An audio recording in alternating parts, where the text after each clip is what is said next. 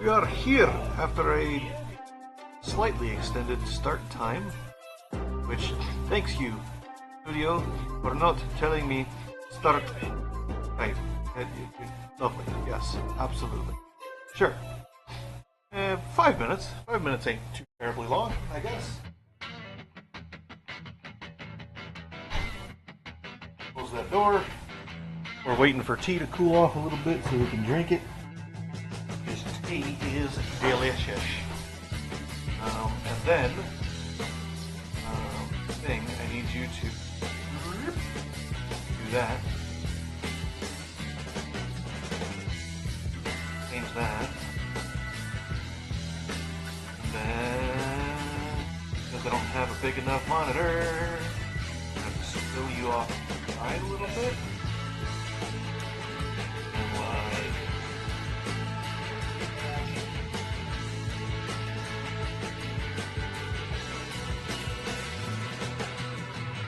there. Okay. Now, I'm going to need to move the camera a little bit right now. We are on a laptop. And I'm going to have to mute Lily because not as all. But we are here. I'm going to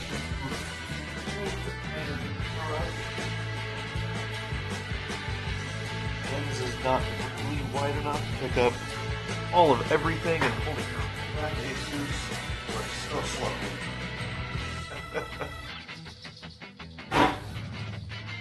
Anyway, we are in the garage again for the first time in a week.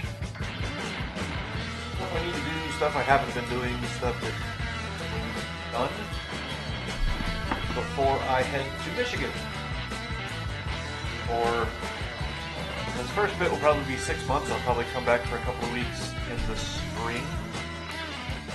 Very likely. Possible. The probability that I will need to go and grab, project things that I simply forgot.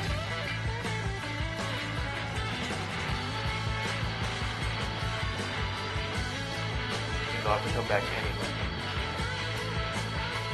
So, what today is going to be is, I don't know how far I'm going to get. Stuff I want, the stuff I need to get done is a list of things. And like I said, I've been not doing it, mostly because last week was hot as balls. It was really, really hot. And I could not bring myself to be out here and actually do it.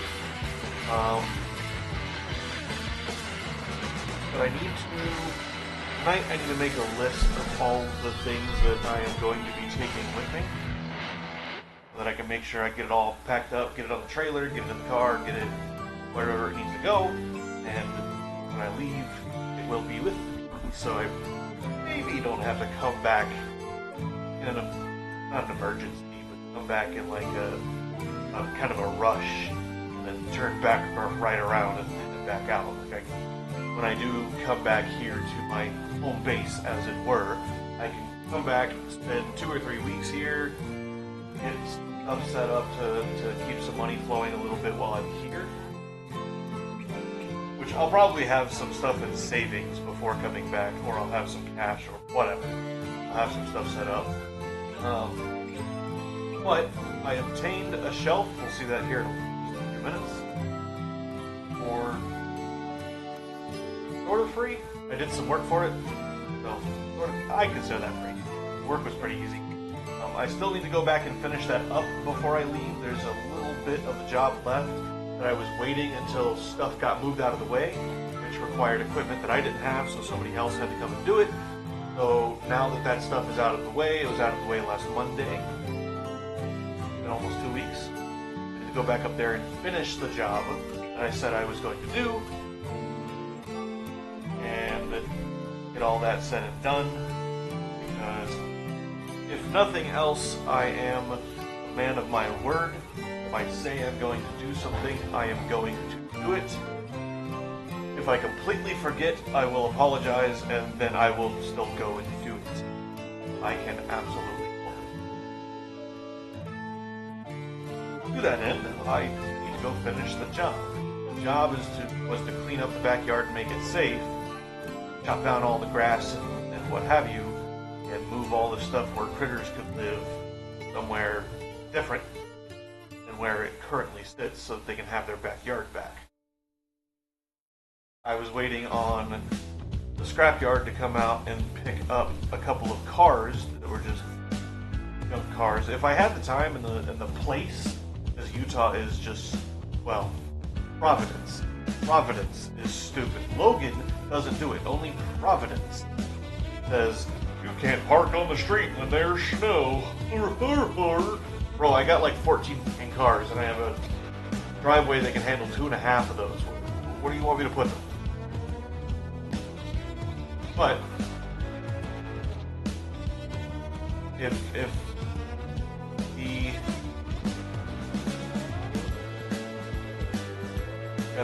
sentence I was going to say, you're a goof. Goofy. A goof.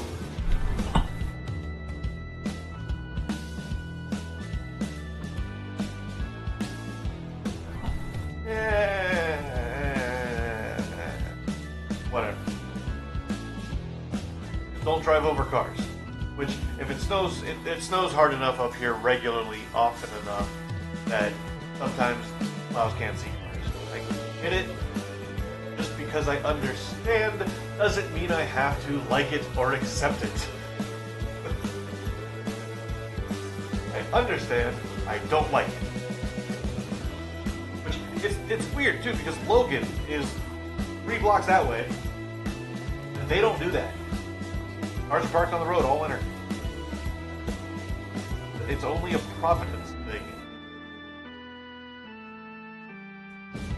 Most of Hiram is farmland, so most of them are like long driveways. So people park on their properties, and the road is, their vehicles are not rarely affected by snowplows.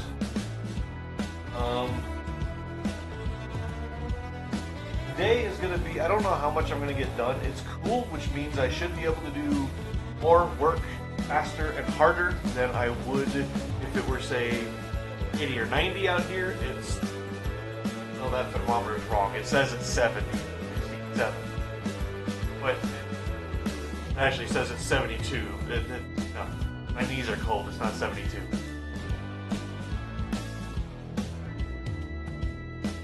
It could be because the light's on it, actually. It could read a couple of degrees warmer because the light's on it. That light's not... It's not hot, it's an LED, but it does make a little bit of heat near it.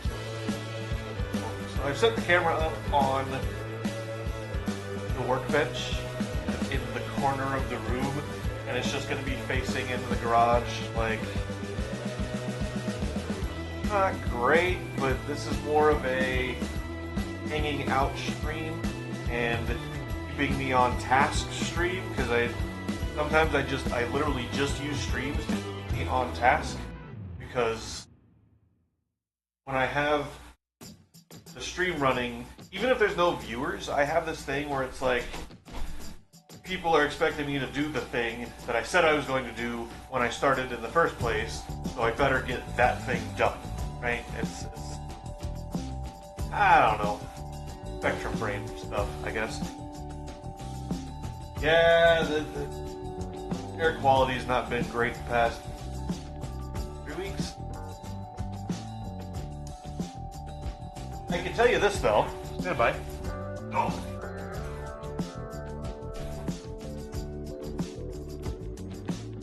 It's not too bad here, right now, right this second. I can see the mountainside, and the mountainside is like 2 miles. Like my house sits on that little slope, not technically a foothill, but it's the region where foothills would exist should this range have foothills. So technically I guess I'm in the foothills. But I look out my garage, look straight down the street, the mountain there. But yeah, I bet the wind, because of the cold front that moved in last night, yesterday afternoon, the winds are going to be picking up and bringing all that smoke in, you know,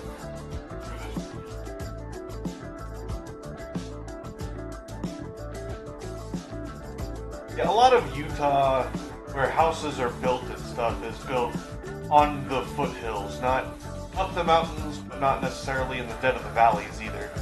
So it's like, I noticed that there's a lot of, like, you go through Salt Lake and you got that big old mountain, and most of the stuff is just like a third of the way up the mountain.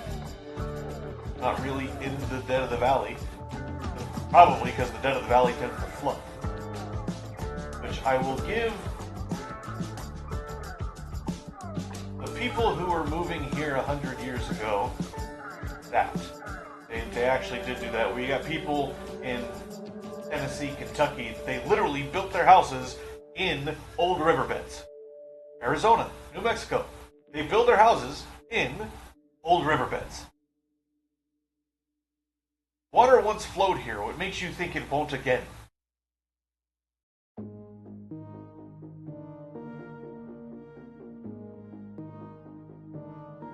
What? People are stupid. But today, I don't know if I'll get to this today because doing this requires doing all of that first. But I got these big old D-rings. Mostly I bought them because of the diameter of the steel bar used to make them. But these are going to be the chain rings that I'm just going to weld them side by side directly underneath the receiver tube on the bottom, probably on the bottom of, actually, what I'll probably do is I'll weld them together like that. I'll just tack them together.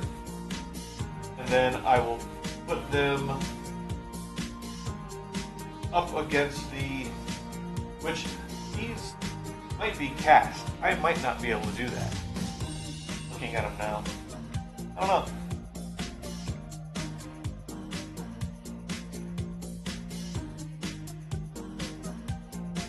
They look cast, which means they might not weld very well. We'll find out. I'm going to try to weld them together. But I saw these, they were like $3, I think. Pretty cheap. The alternative is to take a piece of steel and cut some holes in it and make that where the chains for the trailer mount. But before I try to weld it onto the receiver, I'm going to try to weld them together. That'll kind of be my test. Given that they're not large swaths of steel that are cast, they should weld just fine.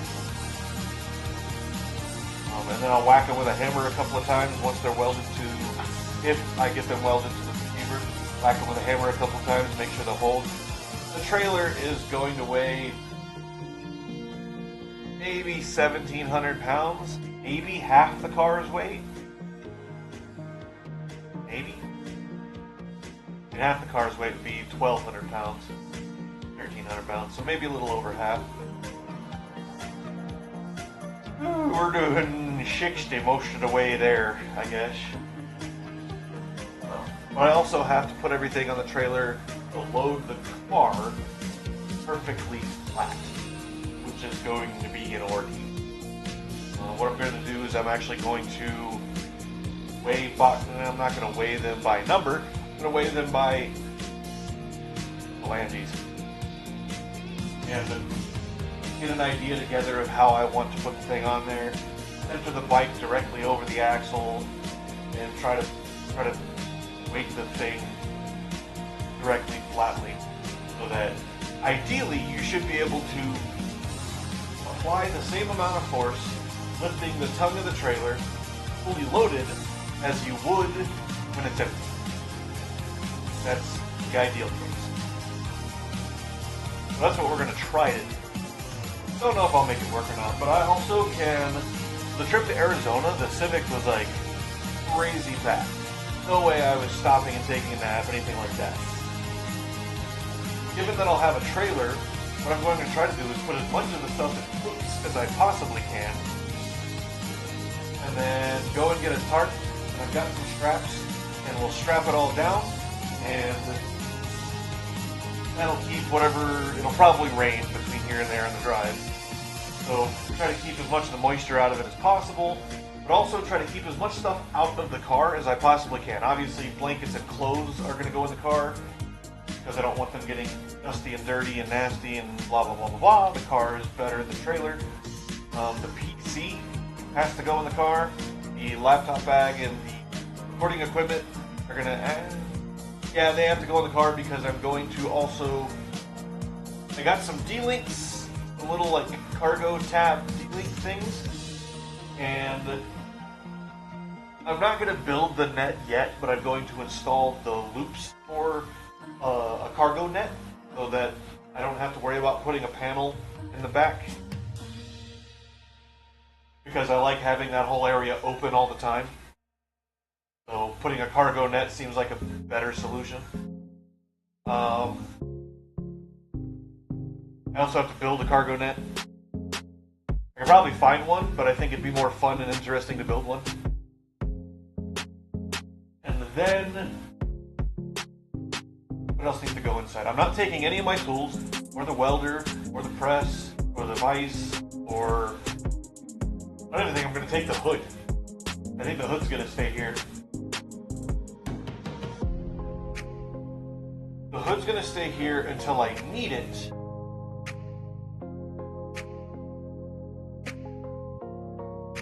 It would be easier to take the hood now with the trailer doing it in the one trip. It is painted. Didn't you see it? It says, Colin, your fault. What? Did you not see it? I swear you saw it. Man, I can't move the. I don't have Discord on the phone.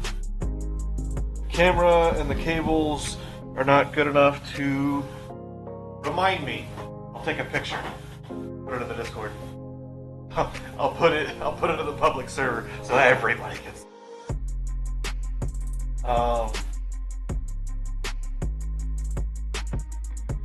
I might take the hood with me. I don't know.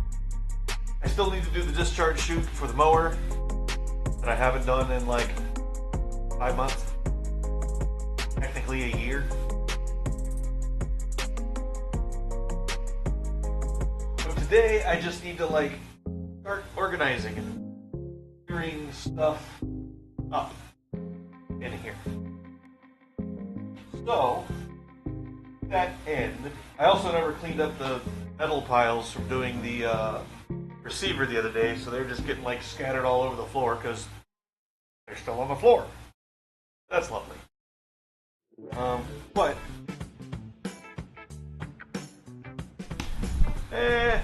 for the most part, as long as it's not like a $2 clutch cable, it should be fine. If it was like 10 or 15 bucks, probably okay. Because honestly, clutch cables they're not that hard to build from a manufacturing standpoint. Literally, what you need to know is the length and the fittings on the ends. That's it. Anything else you can do yourself, like any of the little clippy clampy things that hold it to frames, or ties that tie it to wire harnesses to run it the right way and keep it out of the way of moving parts. All of that stuff you can do yourself. But yeah, they're super cheap. It's just a giant roll of cable, and they got a little lead pouring slug thing. Some of them are steel, some of them are aluminum, but I'm pretty sure they're all cast on there. So they insert the cable, pour some steel or aluminum or whatever, wait a minute for it to cool, do the other side. Like, probably takes 5 minutes to construct that cable, honestly. So, not crazy expensive usually, unless you're running one that's like a mile long. But we're going to hello? Where? Top stream. Where?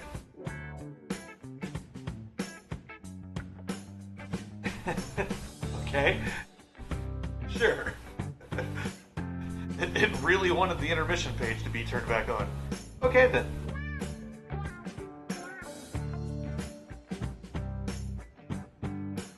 Ooh! I know how to do it. I'm stupid. Oh, that just makes it more complicated. I'm not stupid. I need a stream deck. I need to set up hotkeys.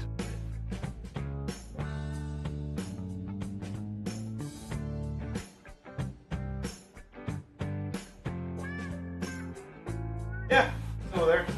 I need to make the discharge chute for it. I keep not doing it. Super not hard. I've got steel. I think I've got a piece of stainless big enough I can do it with. And I have the recycle chute sitting over there so I can use it as a template. And I've got cardboard. I can use that to make a template to unfold and turn into something flat so I can cut the steel. Like, I've got all this stuff as far as I know. Do it. But today is going to be just kind of like this shitty ass camera angle.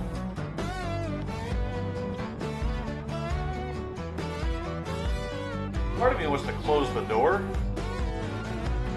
The camera's not like blinded by the light.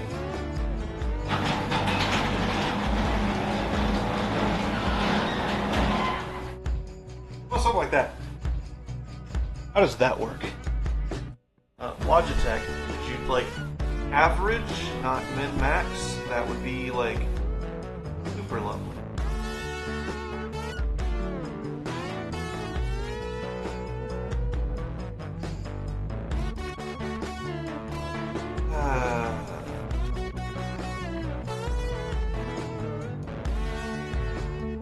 Something like that, maybe. Where you can actually see. I don't care if the door's blown out, because who gives a crap? Okay. That lets me slide some stuff out in front of the garage if I need to, in front of the car or whatever, while still the camera having the ability to see what's going on inside. Which I do need to change that a little bit. So let me rotate this lippity-lappity top a little bit.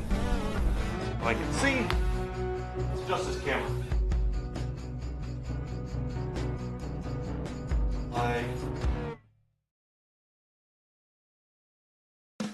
Fresh. And you can see. Let's see where we can see.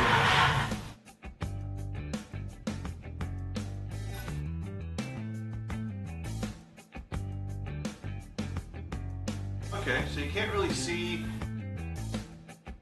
much, like right there. Alright. I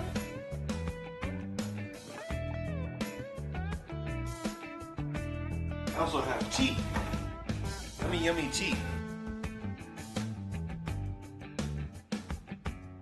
Earl Grey. Oh, and it's steeped like amazingly. And it's just the right amount of honey.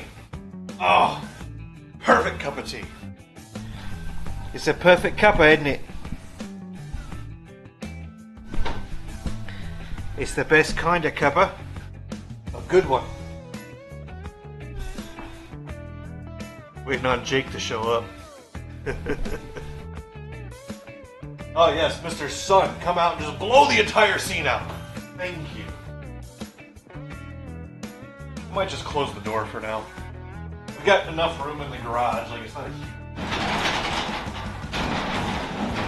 So, see how dark it makes it? The answer is very. Holy crap spackle. That's what the light's on. Did I tell you how dark it is in here? Jeez. Okay, so I've got to clean crap up, which is like all this little trash, the wood on the floor, there-ish. I've got to start pulling stuff out from the pile. So,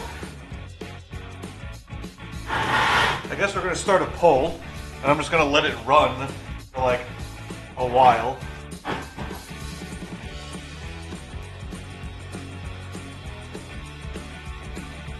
I don't know. Why does a chicken coop have 2 doors? I swear to God. It's as dumb as I think it's gonna be. You and me's gonna have words.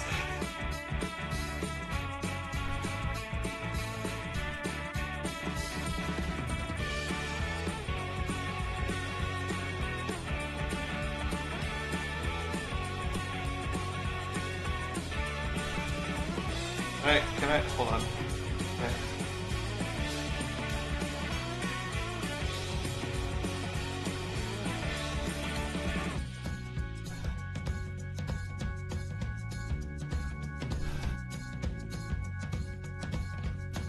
I don't think you can do it in YouTube the way you can in,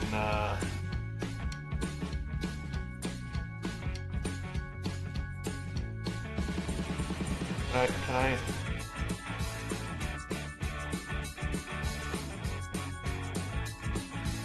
There we go. Oh, it deletes it all.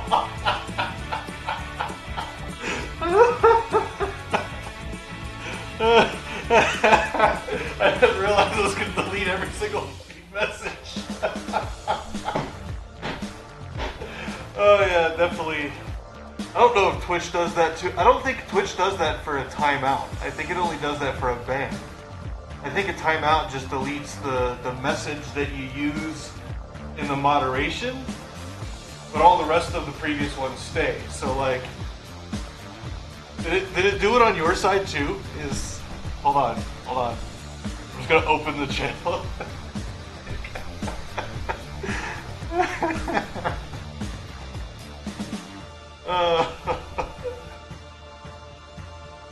Well, I guess experiment successfully concluded. Yeah, well, I mean, I just joined it, so I don't know if it actually would show me anyway.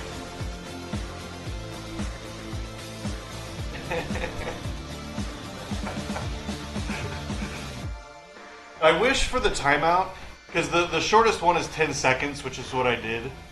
I wish there was something you could put in, like a value in seconds. It's just like a 3-second timeout.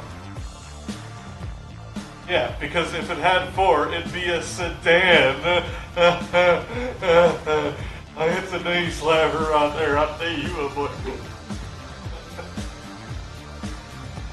So, did it delete all of the messages from chat on your guys' side too? Like, do you not see all your messages? Jesus. Damn YouTube. YouTube goes a bit hard, I guess. Oh, it doesn't. Okay. Because I just loaded it up on the browser. So I have the downstream side, the viewer side.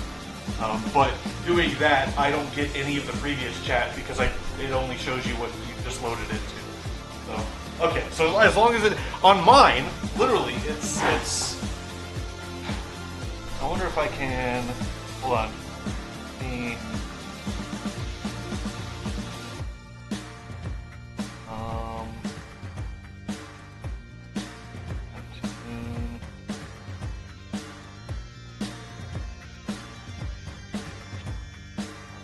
Okay, so here's what I'm gonna do.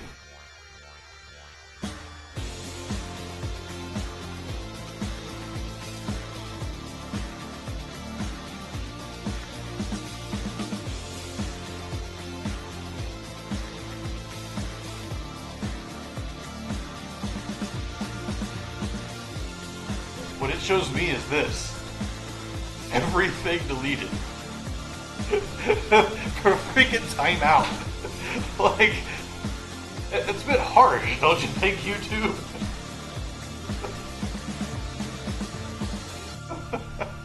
Like, goddamn. That's a bit rough. So, okay. As long as it doesn't delete it from chat, that's probably better. So,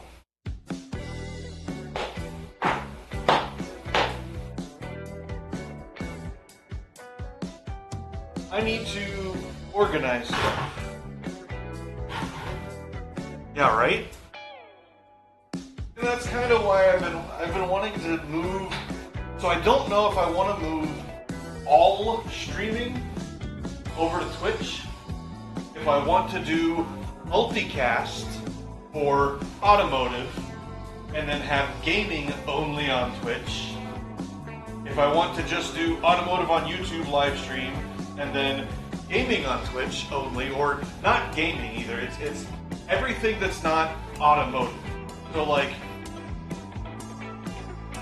all the machinery garage stuff, right, would be on YouTube, and then everything that's not that, so games, video editing, just chatting and hanging out at the community days, stuff like that, all of that over on Twitch, which, put it in the Discord, be like, hey, today we're over here on this platform, here's the link, easy peasy, right? I don't know, because I know there are people like me that I can't stand having 1,000 accounts. I hate it. The only reason I have a Twitch account is the channel. The only reason I have the YouTube account really is for the channel. I've got my private YouTube that I've been using for like market research. So the feed on the business YouTube doesn't get all mixed up with all the stuff that I look at on my private YouTube, right? So alt accounts and everything. So literally, my Twitch is what it runs. I have an email that's just for this, just a Google email that's just this stuff, and because that's all it is, it's on YouTube. You can go and find it.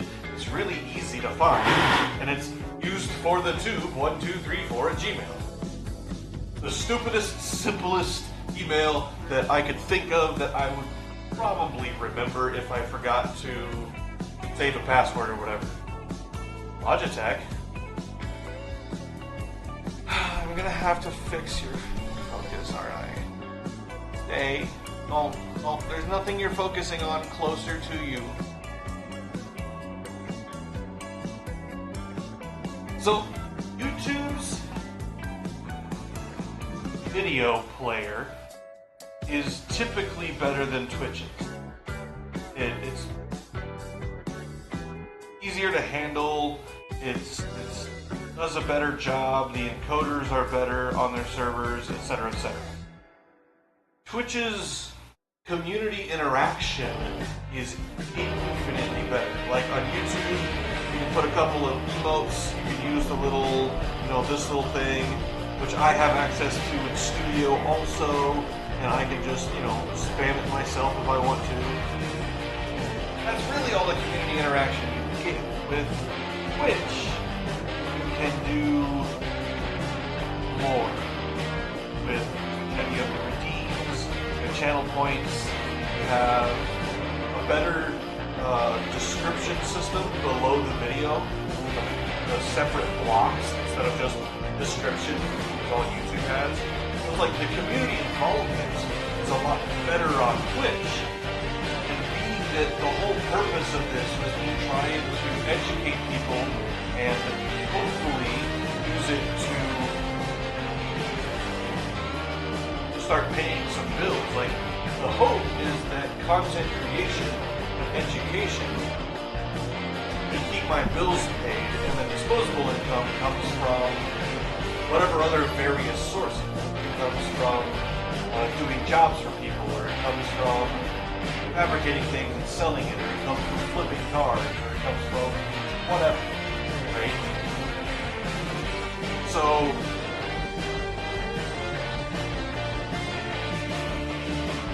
having more community involvement feels like should be a better route towards the monetization side of content creation.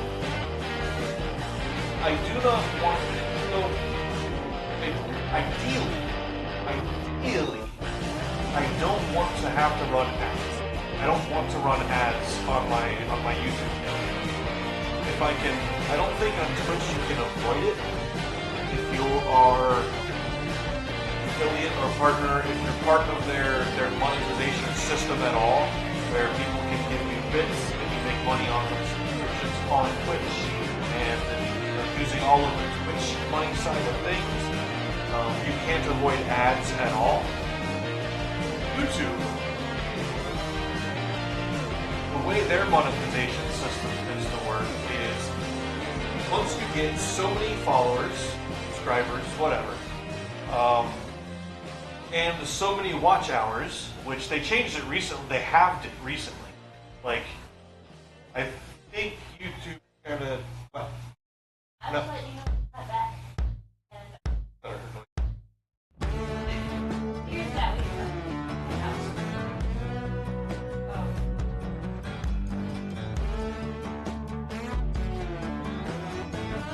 Where you staying? Yeah.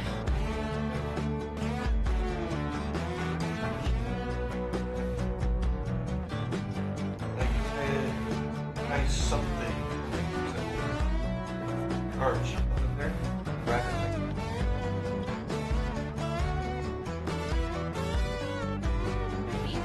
Towel. Rabbit towel.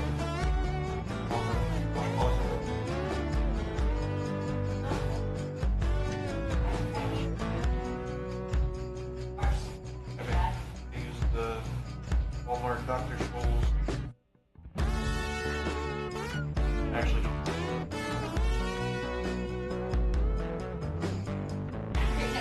most of the time I go to their little stand thing, figure out what number it is, but they don't have it on the shelf. I have to order it. They've got, like, even, I think these are their tallest ones.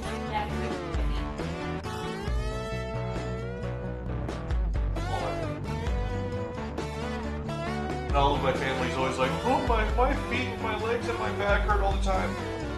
Burp sports literally solves all of that, because all of that pain is just translating all the way up into your back.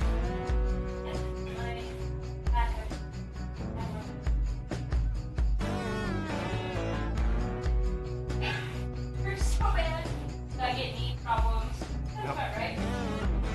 Like that.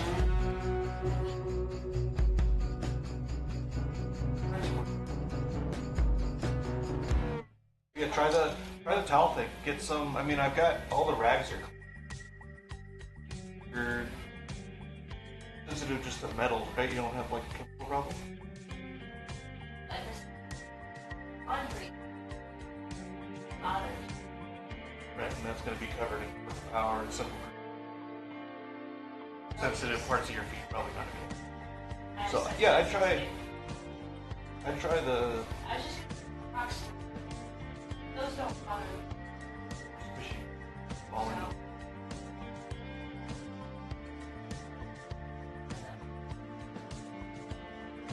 When we go to the store, as much as I Walmart, we can go in there and see if they've got the Dr. Scholl.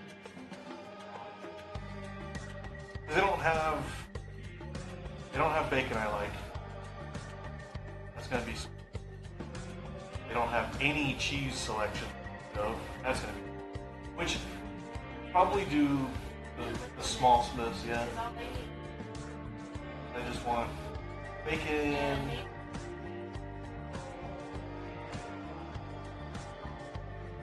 No energy drinks.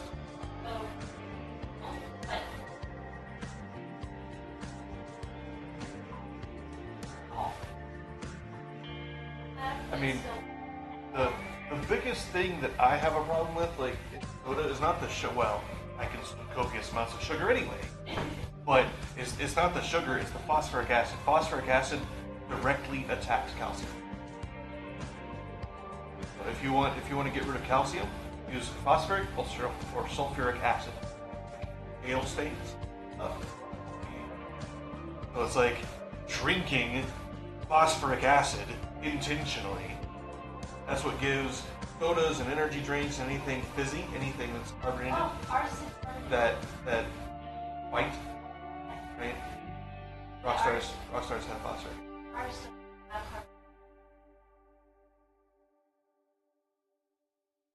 I'm not joking. Actually. sure Rockstar is carbonated.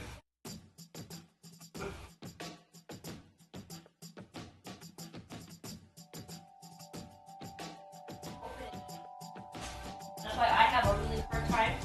If it's like from the fountain, I have a really hard time drinking soda. Non-carbonated. Yeah.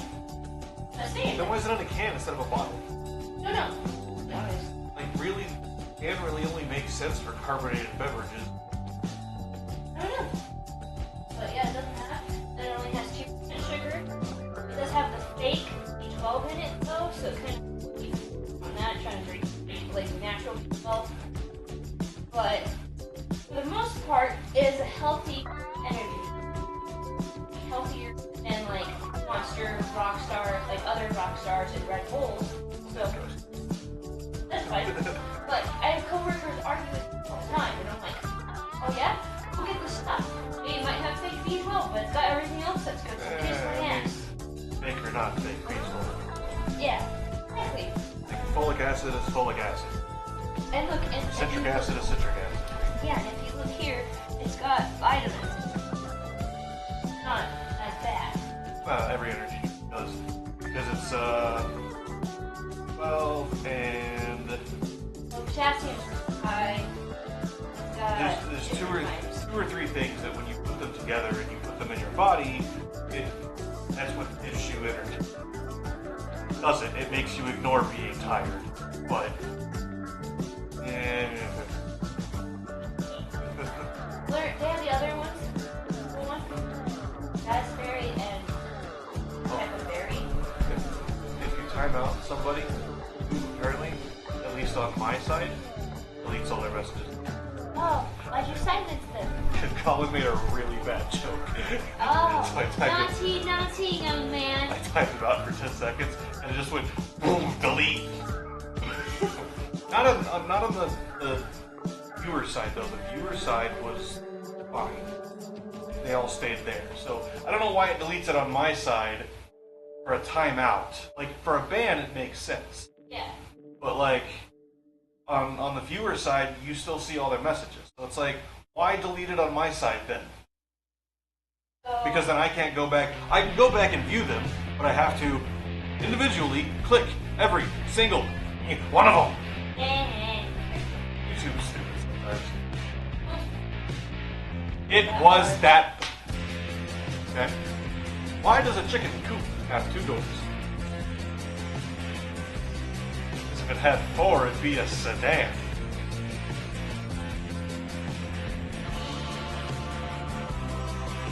Yeah. Okay.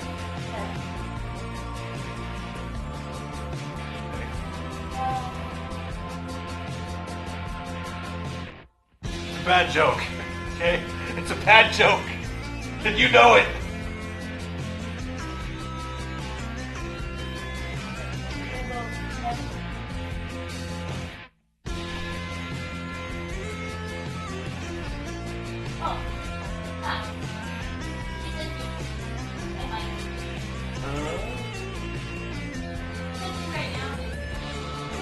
Can we go to the store?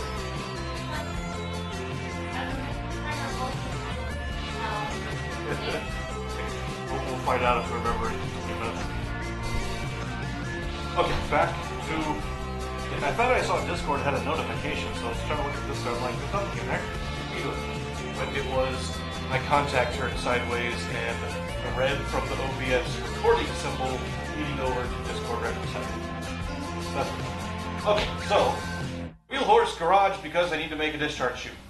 And being in the garage means it's in the way, which means there's a higher probability that I'll do it before I leave for Michigan. Still hasn't been done. Been in here 2 weeks. I still haven't done it. So, yeah.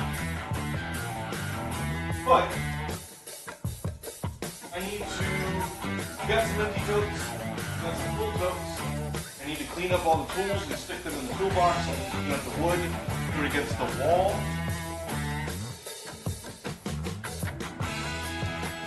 Put it against the wall, out of the way. And go through totes over here. out the stuff that I need to take with me.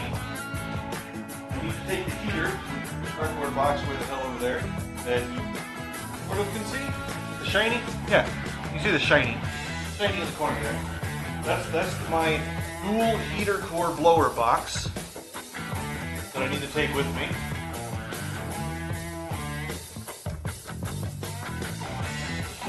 I'm going to leave my Milwaukee stuff here so I don't need to get that stuff.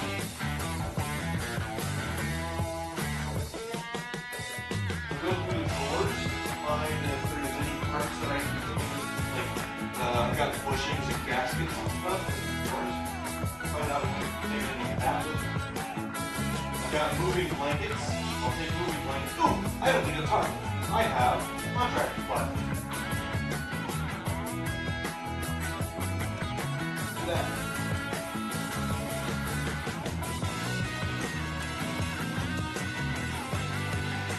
I need to take what I'm going to do before I start cleaning. I'm going to start writing the list that I need.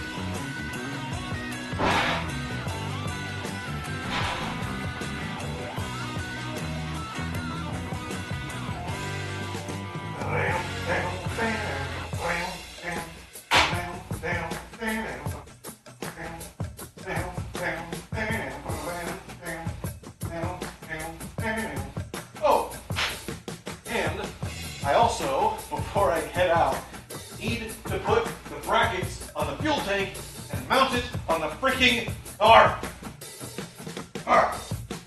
Keep not doing that.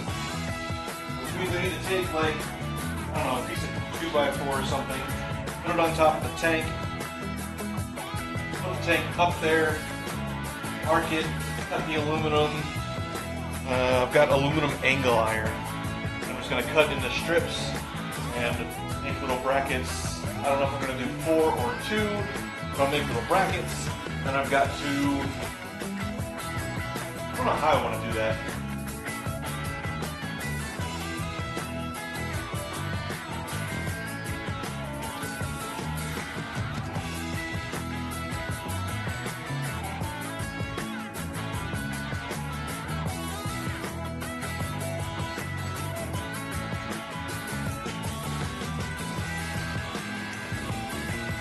I have an idea that I'm going to have to suss out. I'm going to have to draw it up, see if I can't make it work.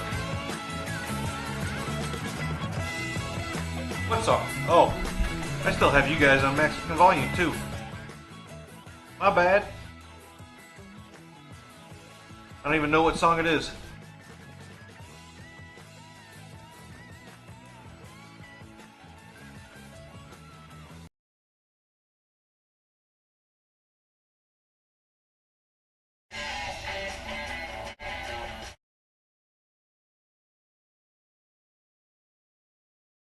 Kind of funky thing. That's a YouTube free range song.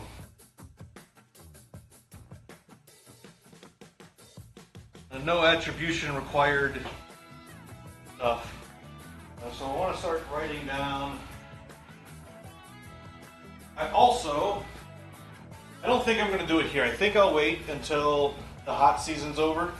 And when I do the AC in the Civic again, when I start doing the modifications, I will then fix where the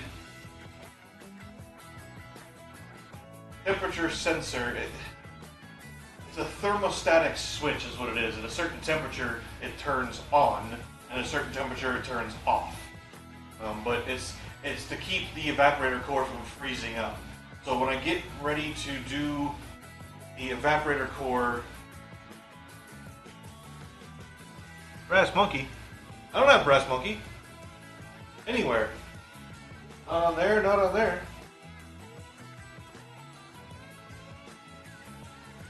That's the Beastie Boys. That should not be.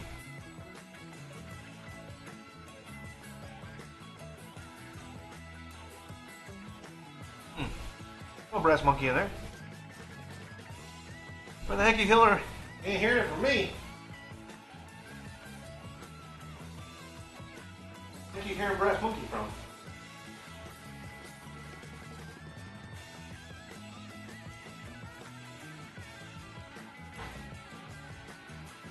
Well, as I said it, did I say it? I don't think I said it. I don't remember saying it. Doesn't mean anything.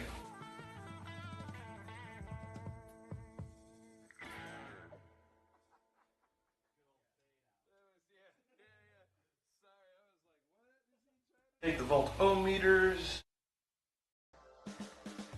Oh, that's what I was going to do a minute ago. Brass monkey, that funky monkey. Brass monkey chunky. I'm going to start a poll. That's what I'm going to do. Start a poll.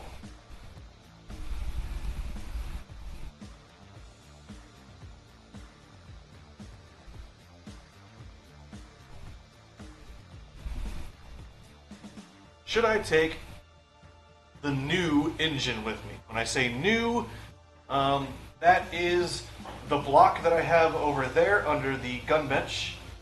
I need the cylinder head that I have here somewhere, the camshaft, the crank, which is here somewhere. I'd have to find all of the parts, is the problem. They're here in the garage because I took it apart and I've not moved them.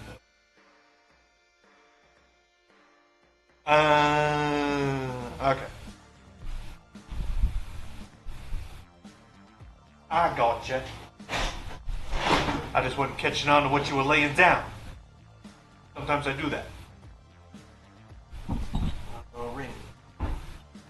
And I'm definitely going to record and stream building the T-harness. Realizing now that it would probably be better to put you back on this guy to show it to you. Those are the connectors for the tail lights on the Civic. Because the tail lights in the Civic have, it's a little like, it's just a little pigtail harness.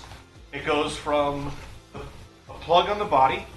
It has 3, maybe about, I don't know, 10 or 15 centimeter long sections of wire for all of the sockets for the bulbs on the taillights on the body. Not the trunk lid. The trunk lid one is different. But I can use those plugs to make a trailer harness, a T-harness, so that when I don't need it anymore, I can cut the receiver off, I can unplug the T-harness and plug the factory harnesses all back together. Never even existed. Easy peasy. Job will be a good one. My stomach is all kinds of screwed up. I don't know what the hell's going on. But I don't know how long this stream is going to be even. But right now, I need to start cleaning crap up. I said I was going to stick it over here. That means I need to move stuff over there. I was writing down before I started moving things around the stuff I was taking with me. So, cameras, equipment,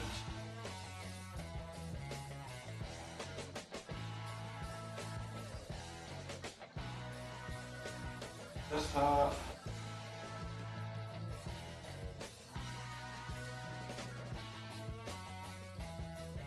ground sound. I'm only taking the one sub because the other one is fucking enormous. It is forking huge, man. Like big fork and small fork together.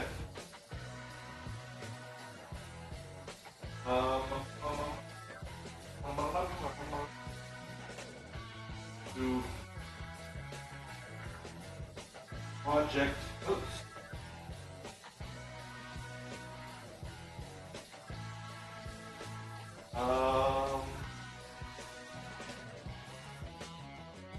With the engine, the good thing about the engine is I can come back for it in the Civic with the Civic mostly empty, just clothes and the laptops for the couple of weeks that I'm going to be here. And then I can just pack the engine and all the various bits up inside the Civic. I don't need a trailer for it. It's really small. So like, that's not a big deal. So I could leave it here and not really suffer any ill consequences. So that's good.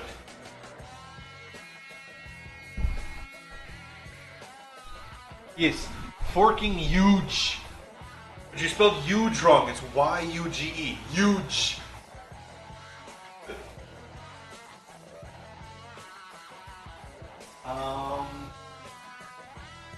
Alright, next question. Should I take with me, because I'm taking the Civic primarily because I want my project car there while I'm making money so I can, buy the stuff I need to do the projects that I need to do. So, am I taking, you guys can't see it from there, but you can see it from here. So from here, this little white thing right here, in the cardboard box, that is the ceramic refractory that I use to insulate the roof and a little bit of the floor, the transmission tunnel primarily. And that stuff made a, huge doesn't even cover it. Immense doesn't even cover it. It made such a big difference for the internal temperature of the car when sitting. Which, if you reduce the car when sitting in temperature, you don't need to reduce the temperature as much using the climate control, which is more energy efficient, right? Which means you use less fuel cooling and or heating the vehicle, depending on what time of year, than you would have used otherwise, which the heating doesn't matter. We don't account fuel use in heating because the heat is a byproduct of the engine running and existing in the first place. So we don't count that as energy efficiency because that heat is being generated regardless, right? We only really count the AC because pumping the heat out of the cabin into the atmosphere requires fuel. Every single second you're running the AC is more fuel than you would have used without running the AC. It's just more fuel, right? So we only count the cooling efficiency. So the question is, should I take the thermal and NVH materials with me? The refractory, which actually, no, you can see it in this image. It's right. Why am I turning the wrong way? Right there. That little tiny white thing in the corner. It's literally, that's what I have left of it, is that one box. That box is 98% full. I needed one little, 6-inch cut out of that box. I bought 2 boxes. I used the first one fully for the roof and most of the floor. And then for a part of the floor, I needed a little piece extra to cover the bits that I wanted to cover fully, and so I opened that box. I also have, which you definitely cannot see in this image, it's over on top of the china cabinet. It is 1/2 inch or 12 mil, I can't remember. It's either 1/2 inch or 12 millimeter neoprene foam. So it's a nice, soft, squishy kind of foam that is the stuff that I used for my, I think the first video that I ever, the first proper video that I ever posted to the channel, doing the door liners in the Civic. And that's more airflow and draft than it is anything else, but it also plays a big role in NVH, the noise transference from the chamber that is inside the door, which is effectively a speaker, to the inside of the cabin, which is technically another speaker. It's not a speaker, it's a resonant chamber. Sorry. But the rattling of various bits turns that chamber into a speaker box, which amplifies specific noises and frequencies at specific harmonic values, which will be different for the front doors than it is for the back doors, which will be different for the dash cavity than it is for the cabin space where the humans sit. It'll be different for the trunk. It'll be different for the engine bay. All of that, right? So you can get all these points of noise, less generation and more noise reinforcement from harmonics because of lack of panel damping or even space damping. Space damping technically is what you need.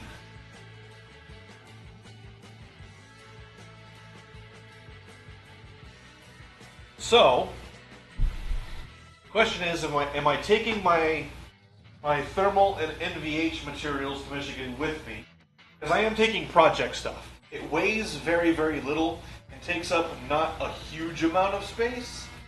So like, we're going to leave the engine question up for, I think, until the end of the stream. So anybody that wants to come in and take a vote, do I take the engine with me? We can get a vote, which, granted, I only have 5 or 6 people to come through here on a regular basis anyway, so doesn't matter. Anybody that wants to vote, take a vote. Don't care. Everybody, anybody, everybody, scream!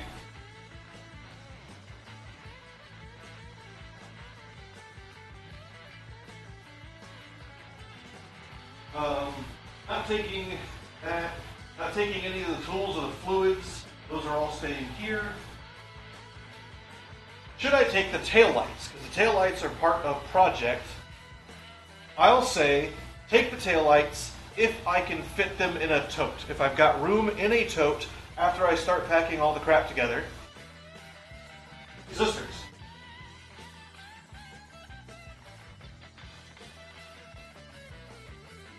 Because I've already got resistors and capacitors for modifying circuits, but primarily ECUs and what have you, sensors and sensor data modification. Signal conditioning is what it's called. So I've got that over there. They're just like cheapy, off-the-shelf quarter-watt resistors and regular old 5%, 20% mica caps. They're nothing special, but I already have them. I won't have. If I take them with me, I won't have to buy more of them.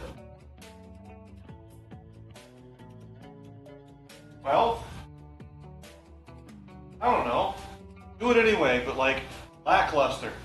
Here you go. I don't think I need to take toolboxes with me. Actually, I will probably take, okay, so I've got a field box that I built years ago. Probably 8 or 10 years ago. About 10 years ago. I used it for a couple of years, and it did exactly what I needed it and wanted it to do, and it was phenomenal, and I loved it. And then I set it to the side because I didn't need it anymore, and it has since kind of fallen into disrepair. It's not that hard to fix. The issue isn't repairing it, the issue is simply the time it takes to do so. So, what is inside? Given the way my camera's set up right now, maybe I put stuff to the side that's maybes. Okay, so, maybes. Blue. We're putting maybes up here. So, engine we don't know yet. So D16, Y7, maybe. NVH is a maybe. I'll put thermal on that same line. Okay. Field box, the maybe.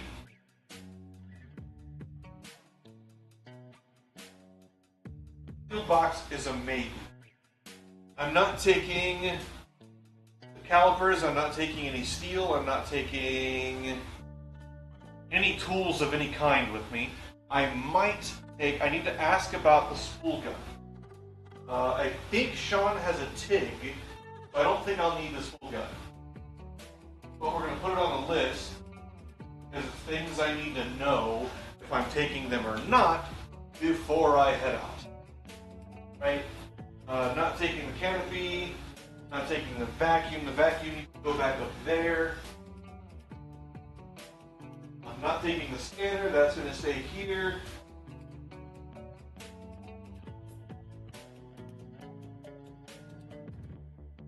Stand by, I'm going to go ask roommate lady a question.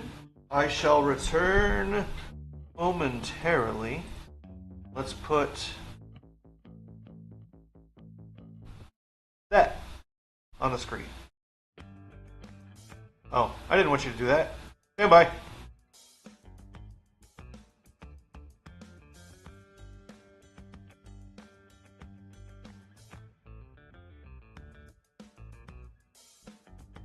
That's the one I wanted. Ho ho! Oh, okay.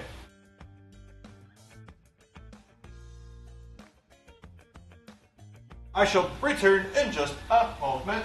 I'm going to turn the music up, which I will probably forget when I return.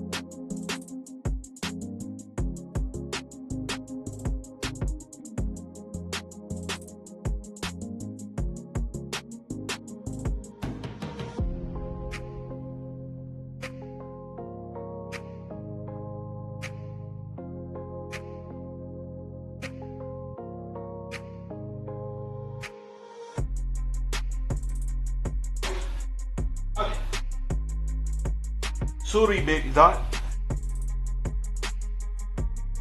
Yeah, I keep thinking about it. My issue is the way YouTube counts things. I don't know if deleting the VODs afterwards also deletes the statistics for watch hours.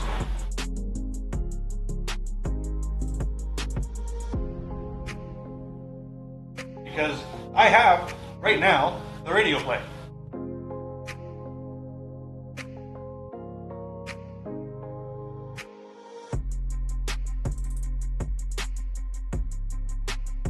That Tootsie Roll is a lot more chewy than I wanted it to be.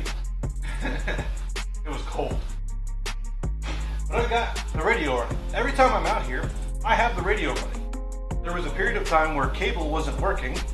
Speaking of, there was a period of time where cable wasn't working correctly. I had to uninstall it and reinstall it. But I had like 7 or 8 streams where I didn't have, like, OBS said it was there, but it wasn't there. I don't know.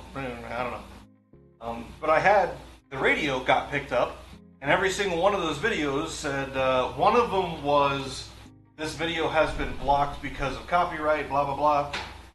But all the rest of them were just like, warning, warning, warning. We detected copyrighted materials in your audio. And they didn't do anything about it. It wasn't a DMCA hit, but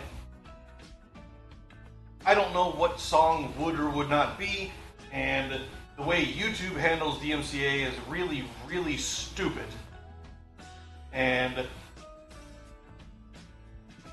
granted, I'm not monetized. I don't make money on the streams, so I don't know that it even matters at all.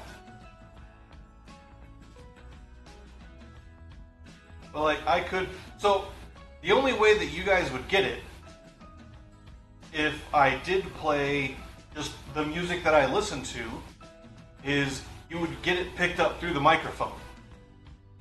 Because I don't have a method currently of playing it on the radio and on the laptop. There's no method of doing that. So that's all it would be. It would sound like crap, honestly. Because right now I've got Red Hot Chili Peppers. Good stuff. But, yeah, go back to the list. Not taking the light, not taking tools, not taking... I need to go to the filing cabinet, figure out if there's anything in there I need to take.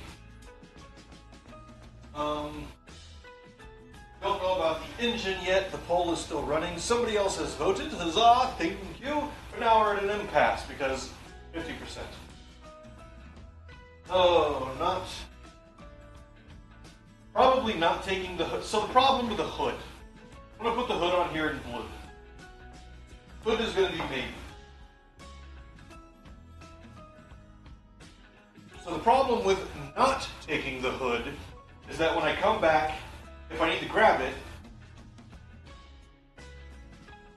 I'll have to strap it to the roof and drive it that way, which is a lot more sketchy and or dangerous than sticking it in the back against the door of the trailer, or standing it up between totes and the bike on the trailer and taking it that way. It would be simpler, much easier to take the hood with me when I go and then store it until I need it. I've already asked Sean, and he says there's plenty of storage. Storage is not an issue. I can bring whatever the hell I want to bring with me, and we'll put it somewhere. So, cool.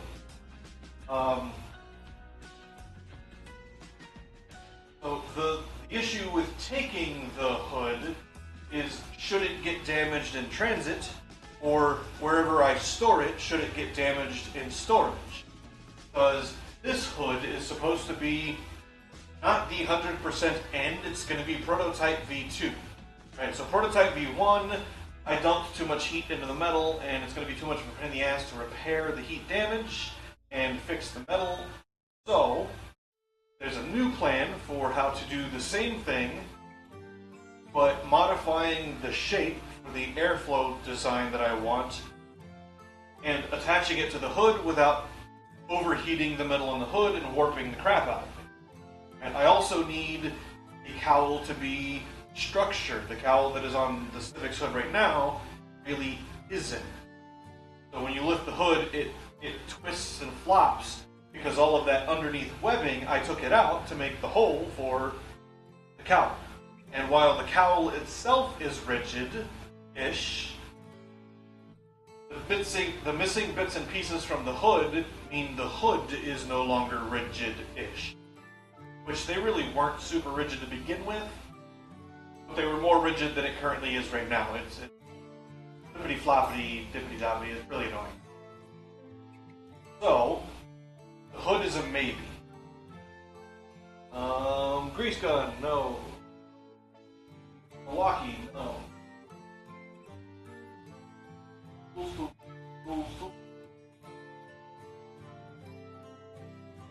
need to go through the china cabinet and pull all the parts out for project stuff. Them in a tote. Pull down that tote, figure out what's in there.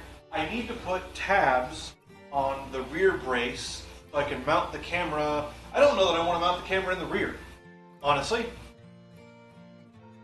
Yes, I do.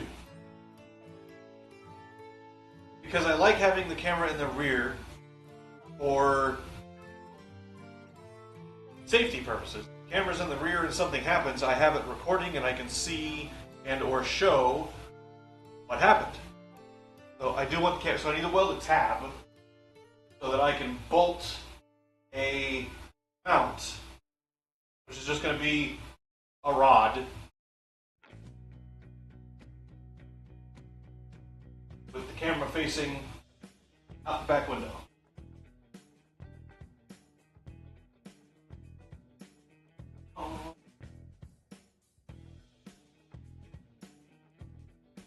I'm going to take the heater box with me because I still need to record the evaluation video.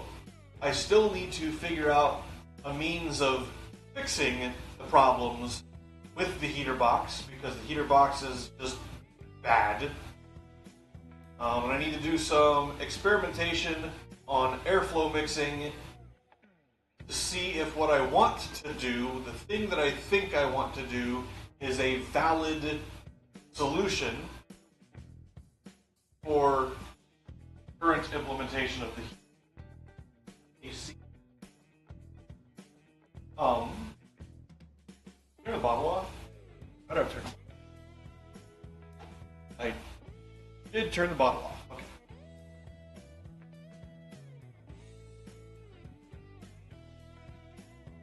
I'm gonna have to make a dump run because there's a bunch of stuff in here that I just don't need. I was gonna use it for projects, but if it's gonna be 2 or 3 or 4 years before I'm back again, I can always get new stuff for projects. So I need to set it to the side so I can just make a dump run and go chuck it in the dump.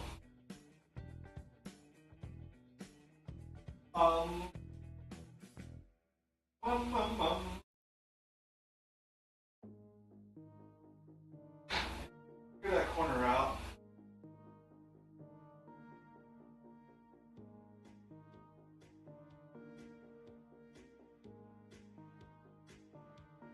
I don't know what Sean has for tables. So I don't know if I should take my PC table with me or not. Ugh. If I'm taking the desktop, I've got to take the UPS. That thing is fucking heavy.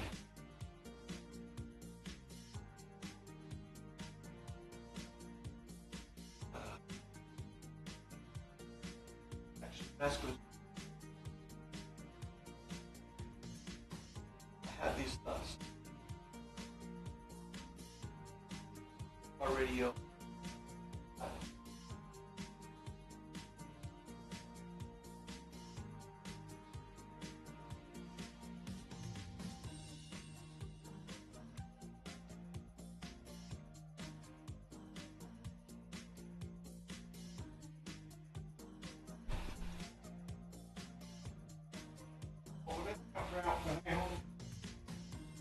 That's got to get organized. Corner.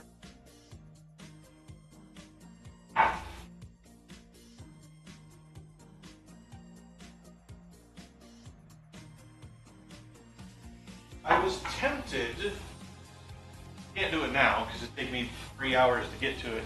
I was tempted to take I've got an old DeWalt, like, pulley toolbox cart thing, big old handle, you lift it up and stackable toolboxes. I was thinking about taking that with me, making a sort of a new field box out of it, but I don't think I will leave it that while I'm out there, so probably not.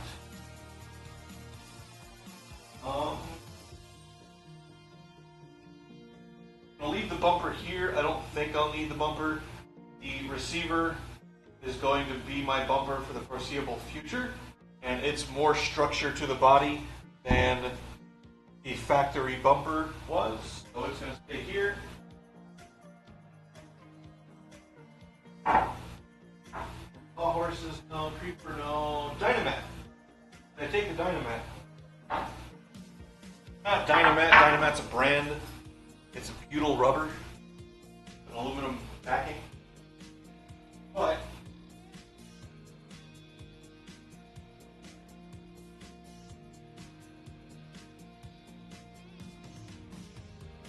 I take the butyl mat, which I guess goes back to the NVH. That's why I put it in there.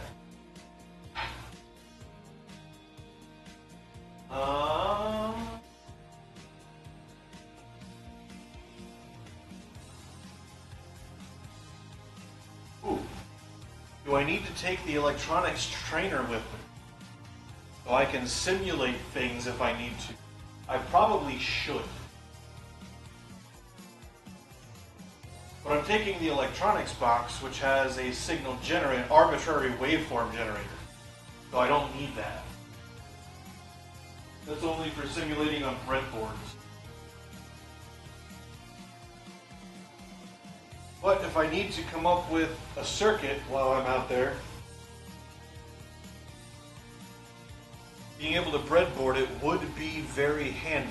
Of course, I haven't breadboarded anything in 6 years, so like 4 years, 5 years, somewhere in there. But the reason I'm going out there is to do a bunch of custom and fab work, most especially tuning and the like, which means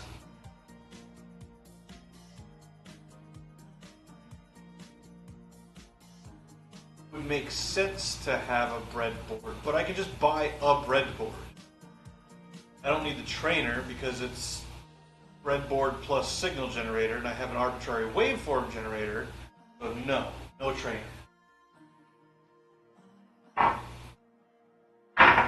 Not taking a buffer. Sean's going to have a buffer.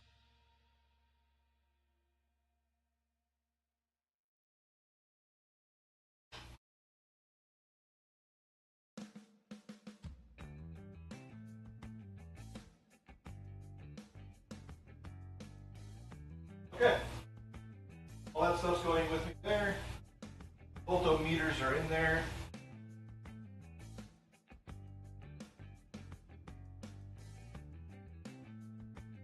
Okay.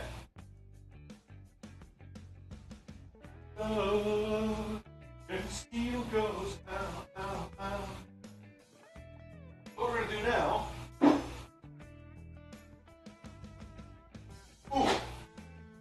I need to. Somebody remind me in Discord. I need to. Also, Nightbot. Where the hell is Nightbot? Damn it.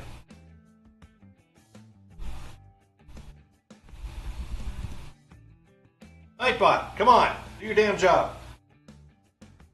Freaking annoying.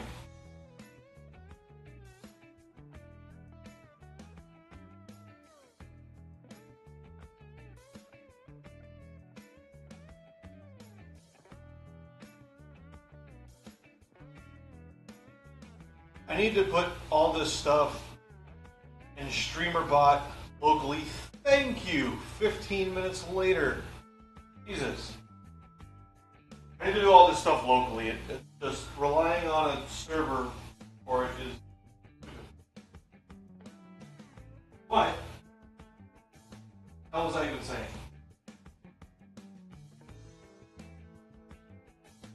Somebody remind me of something. I'm gonna put it in that corner. All the wood's gonna go in that corner. Got some wood stuff, melamine and what have you. Means I need to clean up, kind of all of this crap. Organize a bunch of stuff. So, step number 1, move it all into the middle.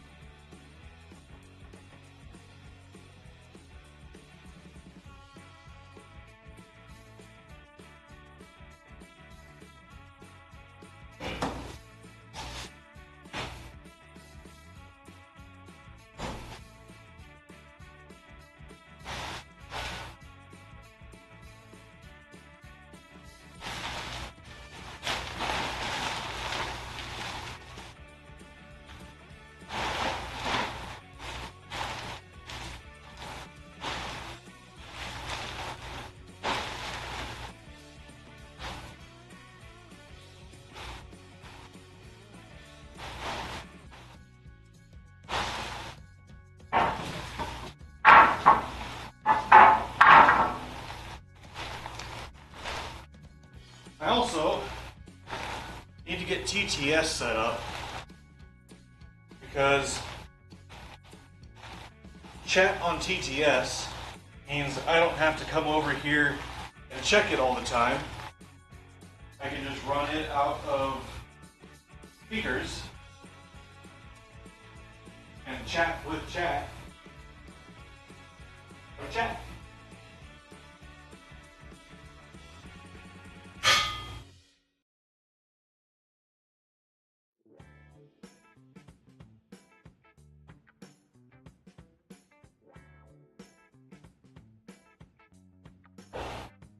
So, clean up this corner as step number 1.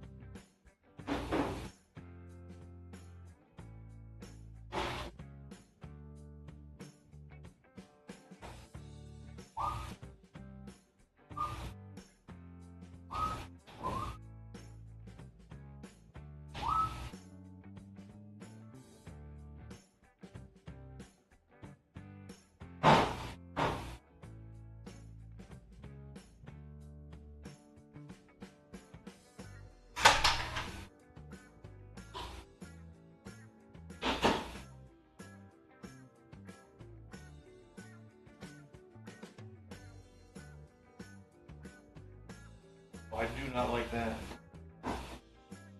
That's a very breakable thing.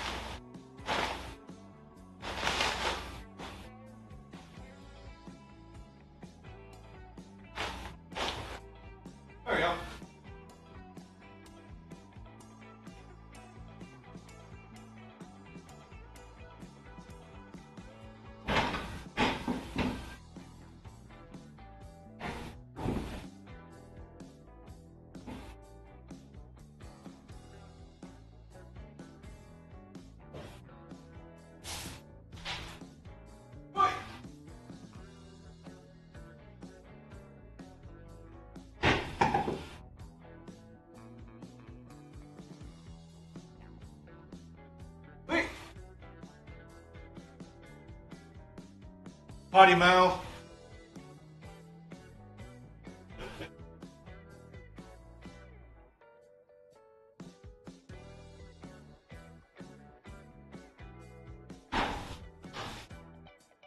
Oh, in the potty mouth. Teacher, teacher.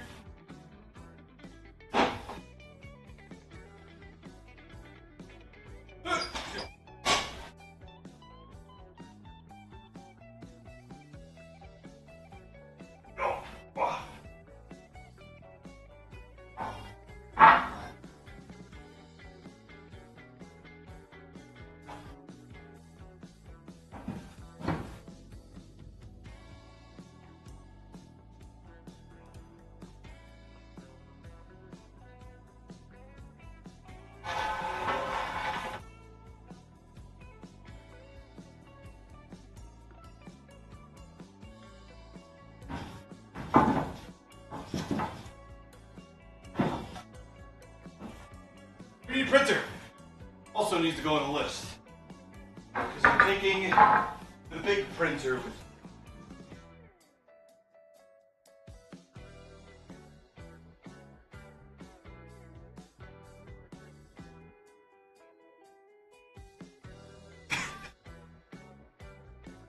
Potty mouth, potty mouth.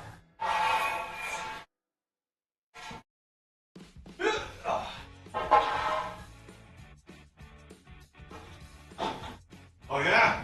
I've been called worse.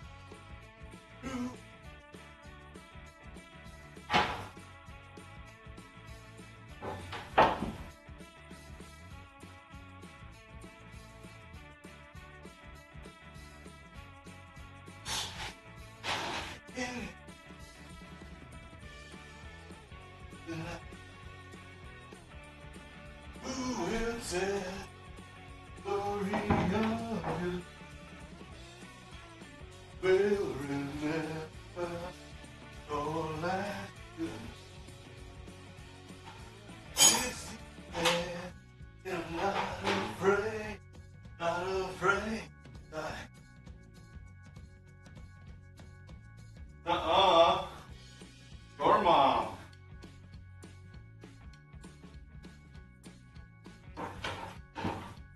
And depending on what time of the day it is, there's a very high probability my mom's in chat at any given time, so I think she can defend herself.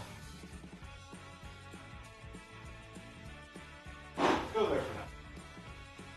Gonna be a process.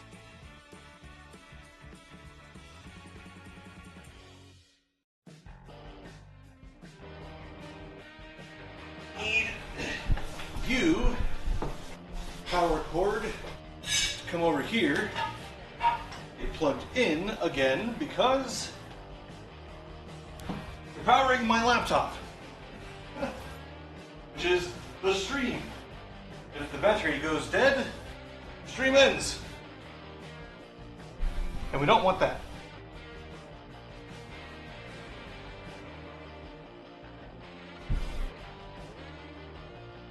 Okay. This cord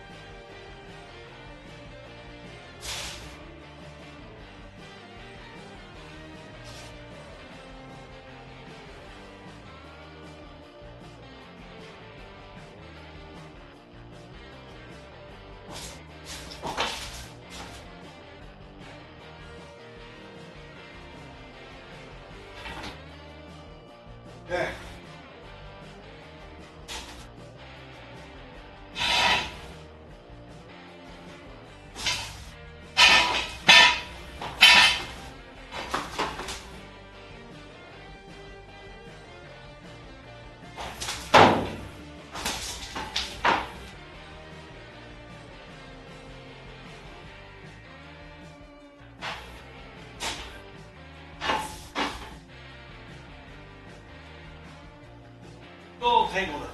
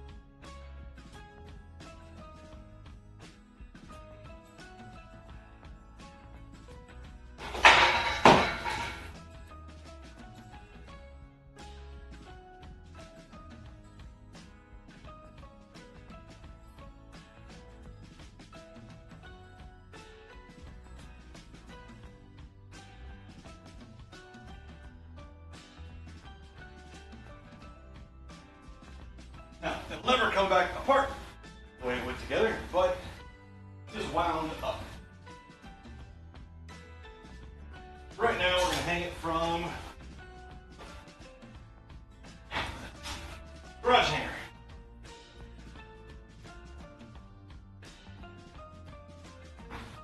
Cheapy machete. I don't think I'll need cheapy machete. That's not going also. Hey, Tiger, how's it going?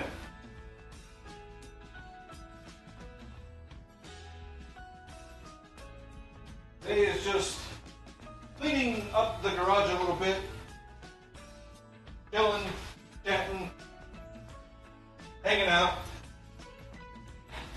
figuring out all the stuff that I need to take on my trip to Michigan, and getting all that stuff set to the side. That is what we are doing. But this also needs to go over there. It was just, you know, sort of a chill day. Not really doing all crazy too much lots. I will very probably stream Delta V a little bit later tonight. For those of you who like to join me when I play some games. Which I'm the same guy, just doing different stuff.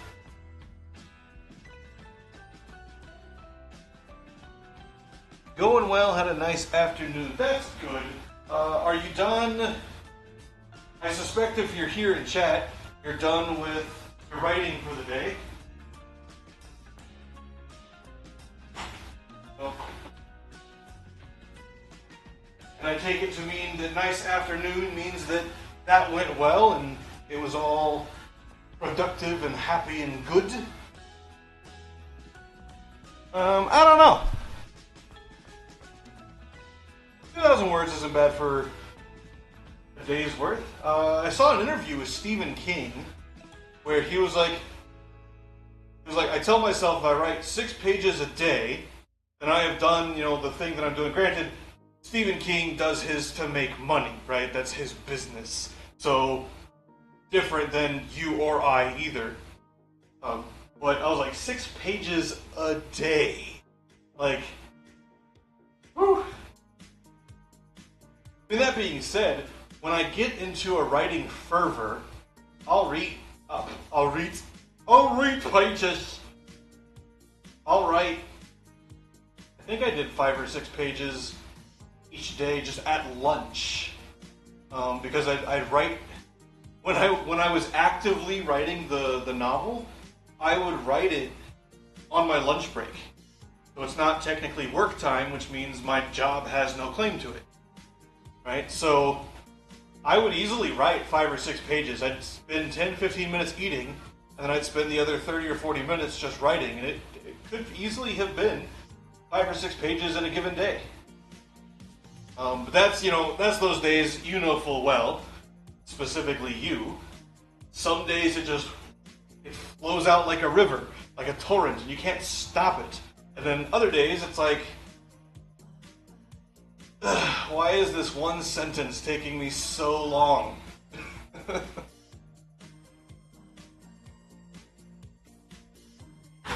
So, yeah, exactly. And so you tell me your experience, because you have written far, far more than I probably ever will in my entire life.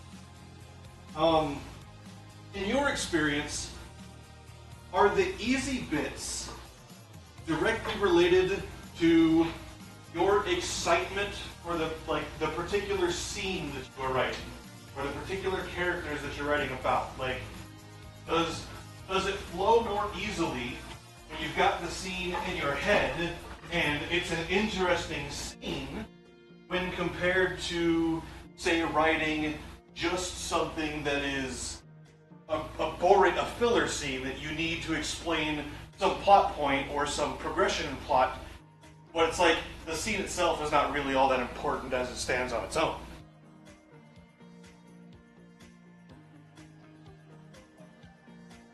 Right, because it's like that's his money. If he stops writing, well, I don't know that he still does anymore, but at that point where he was putting out like a book every couple of months, if he stopped writing, then like it dries up, right? Okay, so it's not just me then, because there's bits of the story that I've written where I'm just like, because I don't know what's going to happen already. I haven't planned it out, right? So, and I imagine most writing is this way, where the words are going onto the page either at about the same pace or faster or slower, just barely slower than how the scene is playing out in your mind.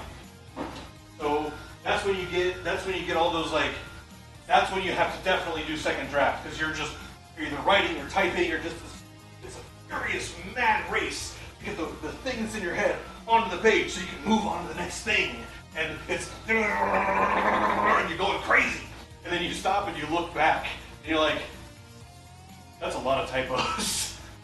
Or the hell does that even word say? Like, how did my hand do that? Why is Cthulhu on the page?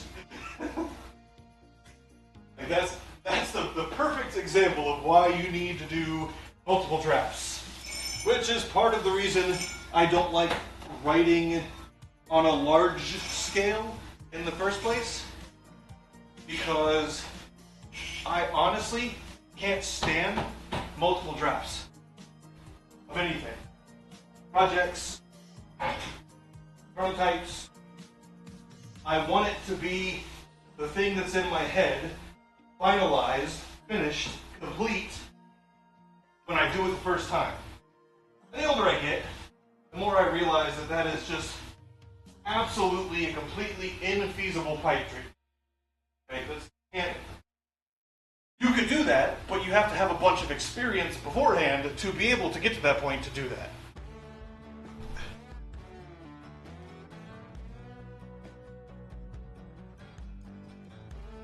So you never do like a filler chapter then, where you need something to move the plot along and it's not really all that exciting. You try to make sure that there's something exciting in every chapter. Yeah, the older I get, the more I realize that you need to do multiple versions of something.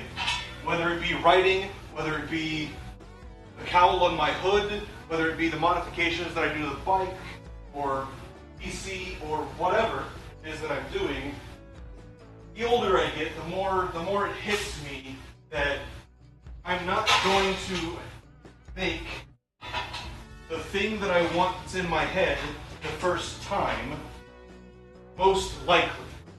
There are times when I have done a thing and by the time I get done, I'm like, wow, that's better than I thought it was going to be, and it's amazing, and I'm leaving it like that because this is finished, right? I'll give you a perfect example of that. It's outside, and I'm not going to bring it inside right now, but at some point, if somebody reminds me, I'll take pictures of it specifically. The mirror bracket on my bike, right? So motorcycles tend to come with mirrors that come off the handlebars and out. You can see clearly behind you because the mirrors are out beside you. That's a lot of air drag that I really don't like, but most states in the US require at least one mirror, many of them 2 mirrors. Fine, guy, whatever. So what I did is I took the bolts out of the windshield, designed a bracket. It's a rhomboid. I designed a rhomboid bracket and made 2 arms that come down and sweep back a little bit and attach the mirrors to that, and they're small mirrors. I can see behind me with them, just not super well. I'm on a freaking motorcycle. I can just turn my head. It's not that hard. 30 years. Oh, I can't even imagine doing something for 5 years. He says, realizing in the last 2 months that his entire life has been moving towards designing and building my own car from the ground up. Apparently that's a lie. If I'm thinking about it, I can't think of doing something for that long.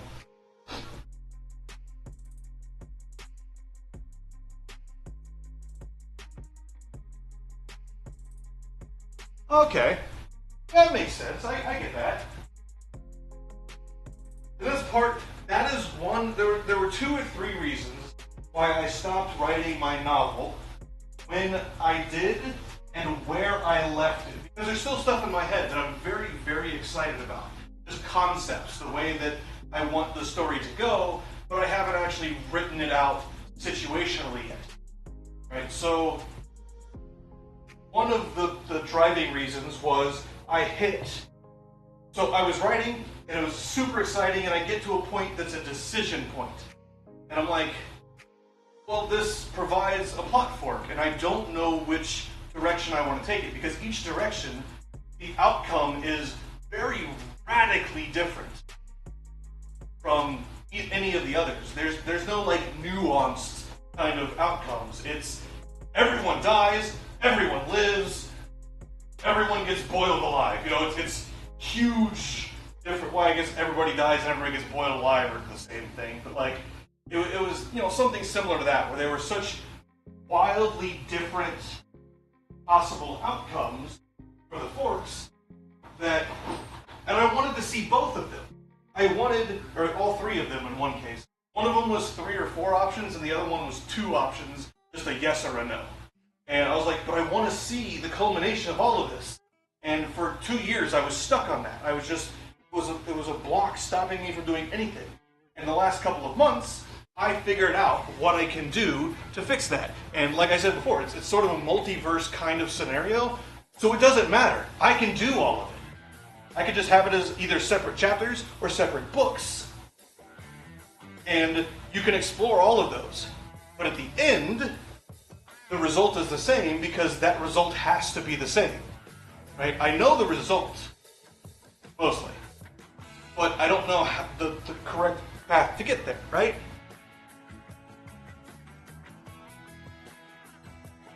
See, that's the thing though, is none of them are really clearly better. Okay,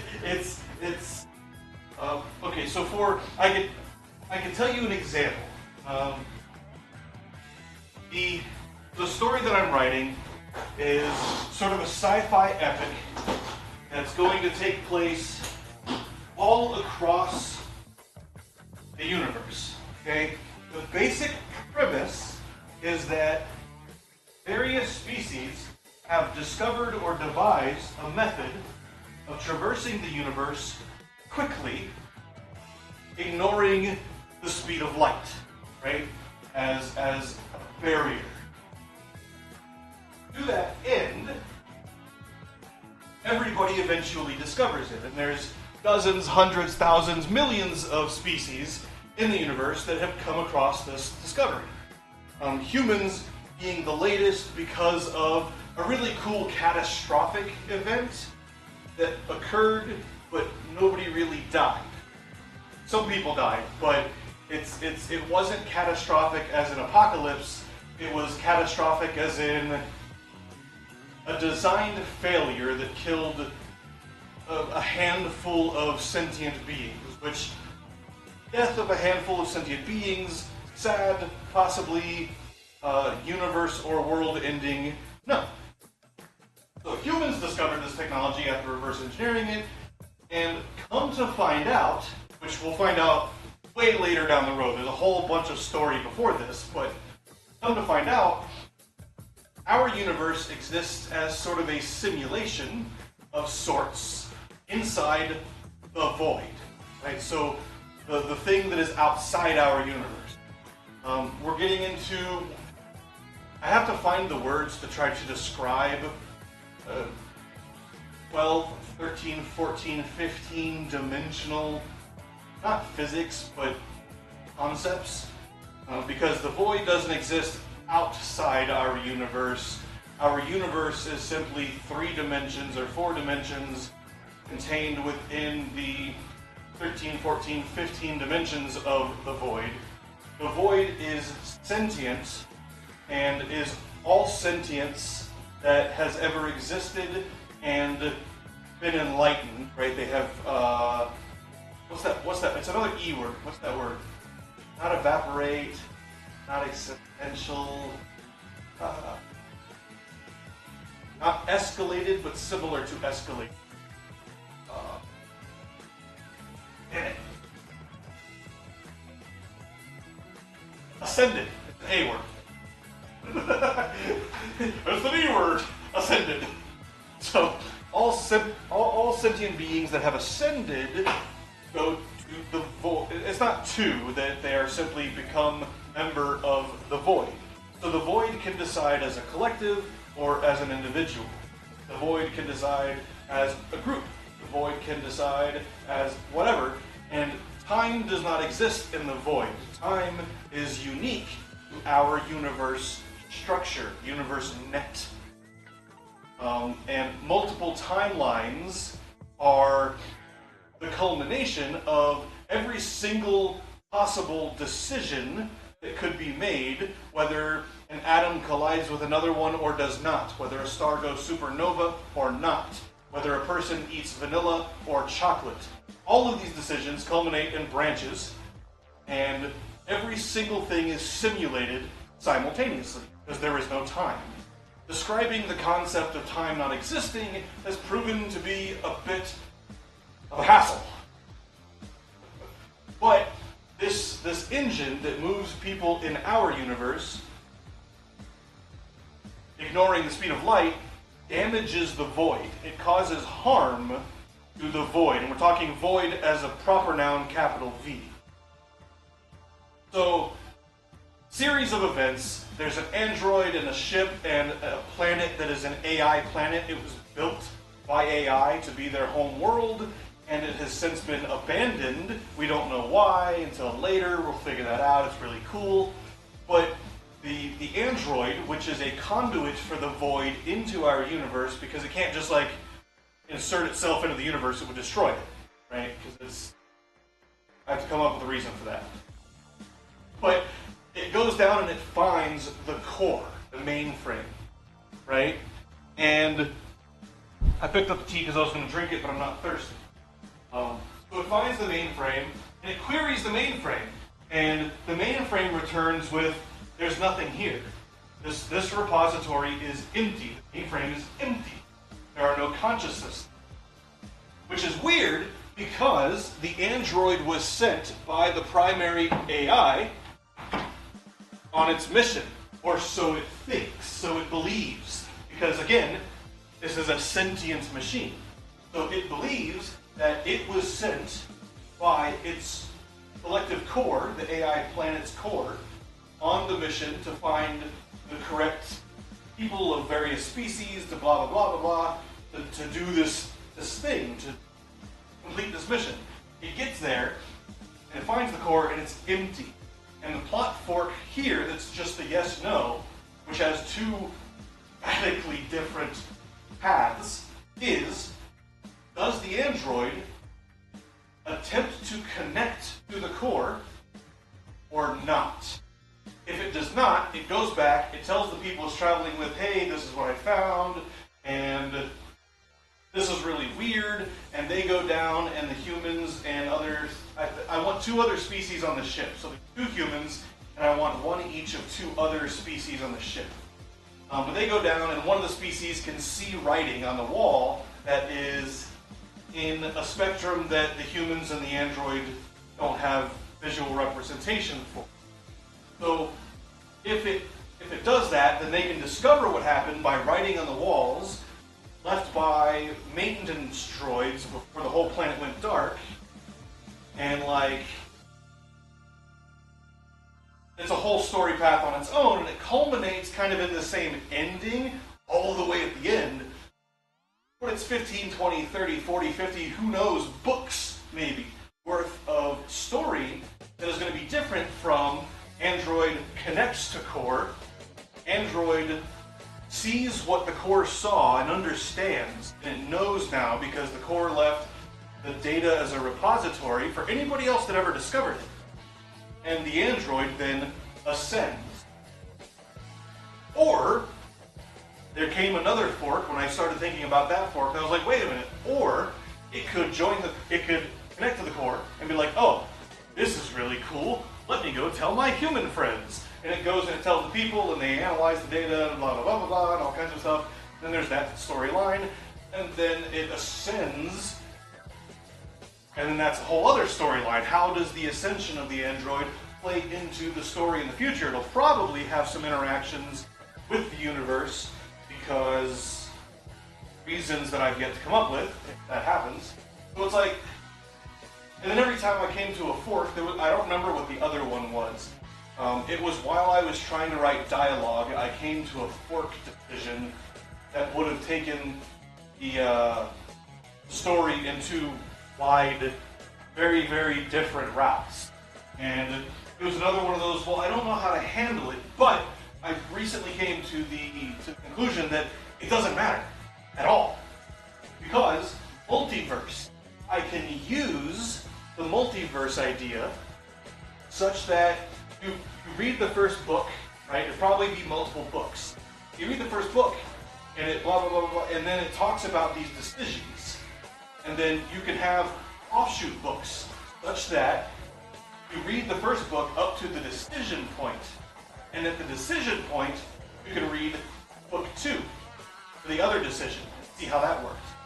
Or, alternately, which is probably the more reasonable way to do it, you write the first book as the one story, you write another book that's a little bit shorter as the other fork, and you say, in the second book, you reference back to chapters this through this, in this book, and continue reading from there in that book, which is going to make it shorter anyway, but then it ends in whatever catastrophic way that storyline would have ended, and what that could be is insights from, the perspective of the storyteller.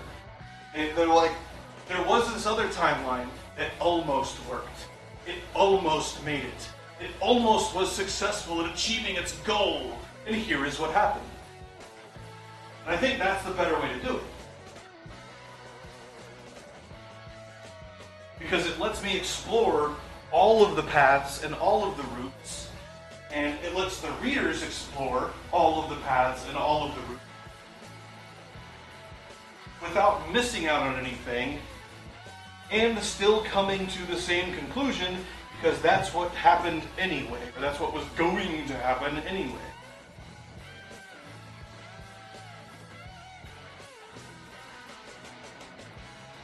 Like, I can't figure out where the hell these bolts came from. It's brand new. Like, brand new bolts. Shiny even. This hand better. Shiny bolts. They go in the bolt bin regardless. You know.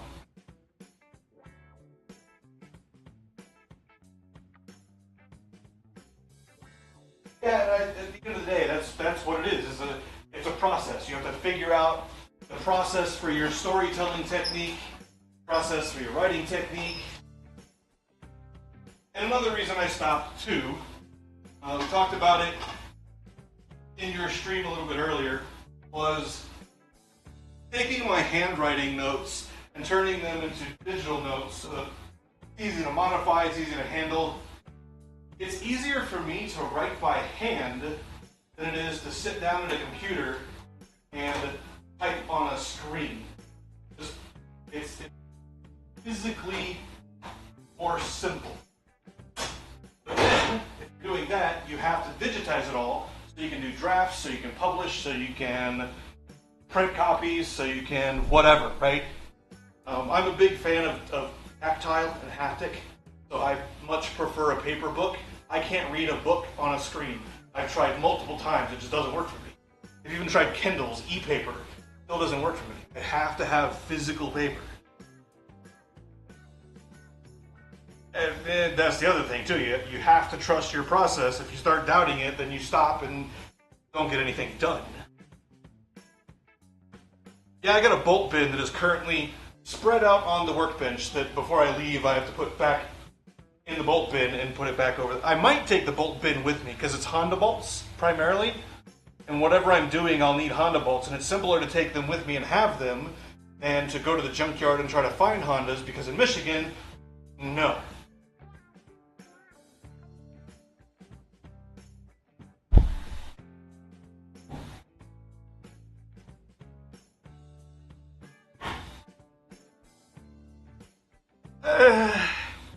If you saw my handwriting, I don't know if that's... So there's a lot of my handwriting that when I go back and I read it, I only know what it is because I wrote it, because 3 letters will be missing from the word, or half the letters will be written upside down, or backwards, or like... I mean, if you want some Honda bolts, come up and see what's in the bolt bin. Why we have the bolt bin?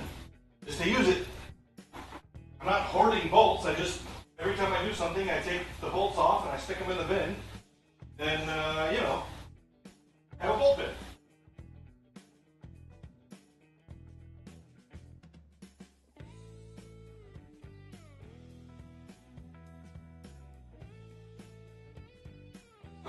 Oh, that's never...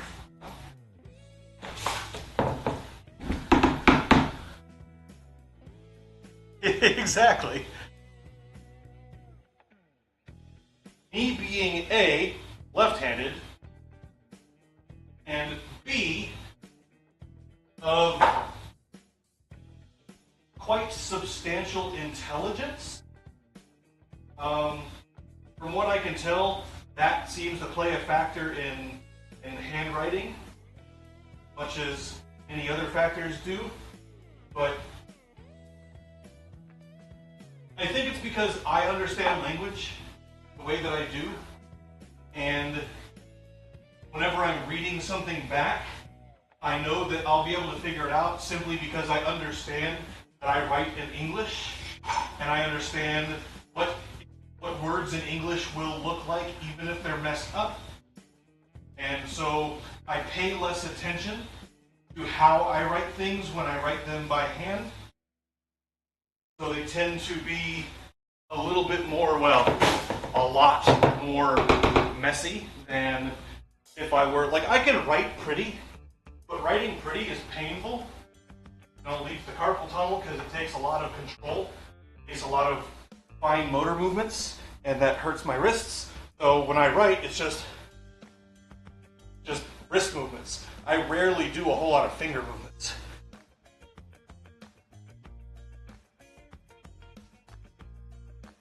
I knew a kid in 8th grade, keeping in mind 6th grade. 6th grade. I think he was in 8th grade. So I knew a kid when I was in 6th grade in Arizona who, I don't know what the PC way to say it is, he had a severe learning disability. And he had mental problems. So, where's my bucket? Oh, there you are. So the only thing I remember about the guy, really nice kid, really friendly, and you know, kind of easy to talk to kind of kid. Not a bad person overall, but you know, not quite in full control of his faculties. But the way he would write, the way he would grasp a pen, grab a screwdriver. Just, I don't know why it stuck with me. It was humorous to me. So most people, when they write, they grab the pen and they use fingers to write, right? Whether you do it that way, or this way. I've seen all kinds of different ways, and it's however your hand feels comfortable. I write like this, right? Almost like a paintbrush, actually. So I write like that. It was legible. The way he wrote was legible. You could read what he wrote. But it was so funny because the way he wrote was like this. He'd use his whole arm to write stuff. And it was large because gross motor movements translate to large. But it was just, I don't know, for some reason it was just really funny to me. That's how he had learned to write. Oh, now Nightbot does a thing. Nightbot, there's like 6 other things you're also supposed to be doing.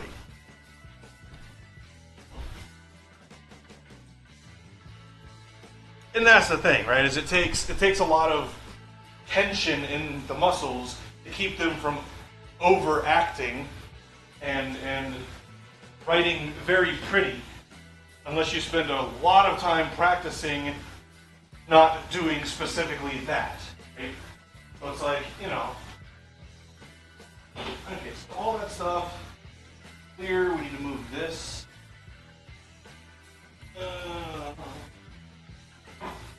Vacuum can move. Vacuum needs to go back up somewhere, so he's going over here for now. So that corner's clear. Now I need to move a bunch of crap over that way and clear out this corner. And I knew today was probably going to be mostly doing this, cleaning stuff up.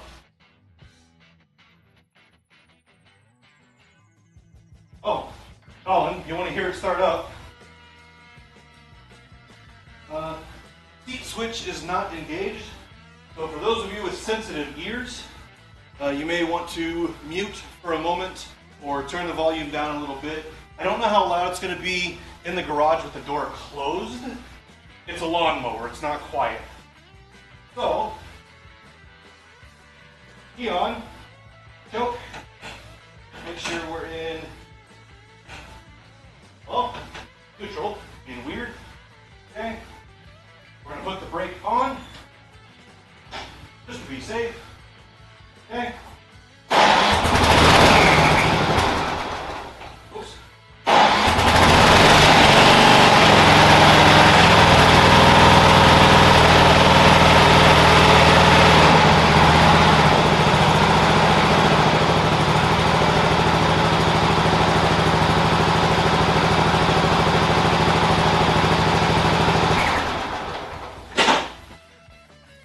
Starts up, first time, every time. I mean, it's a Briggs & Stratton engine, right? It's hard to kill a Briggs & Stratton. Ah, smells like carburetor.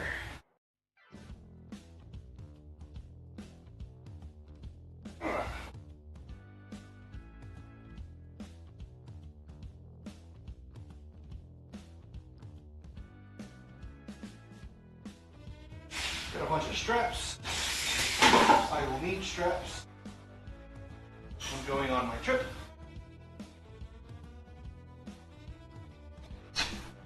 Yeah, thanks YouTube.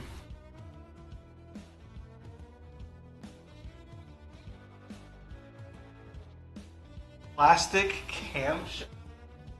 Who the hell comes up with this? Seriously. You guys realize this thing is supposed to run for 10,000, 15,000, 20,000 hours, right? Or we've got to make it ladder. No, you don't, really. It's a lawnmower.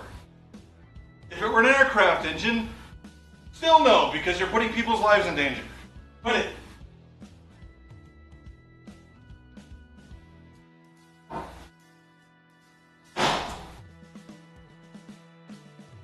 I can tell you, I would love for this channel to get to the point where I can start taking things apart and showing the poor engineering quality and everything I come across. Anything I come across. Doesn't matter what it is. Cars, lawnmowers, grinders, buckets, PCs, book bags, breaker panels, toolboxes, whatever. I don't care what it is.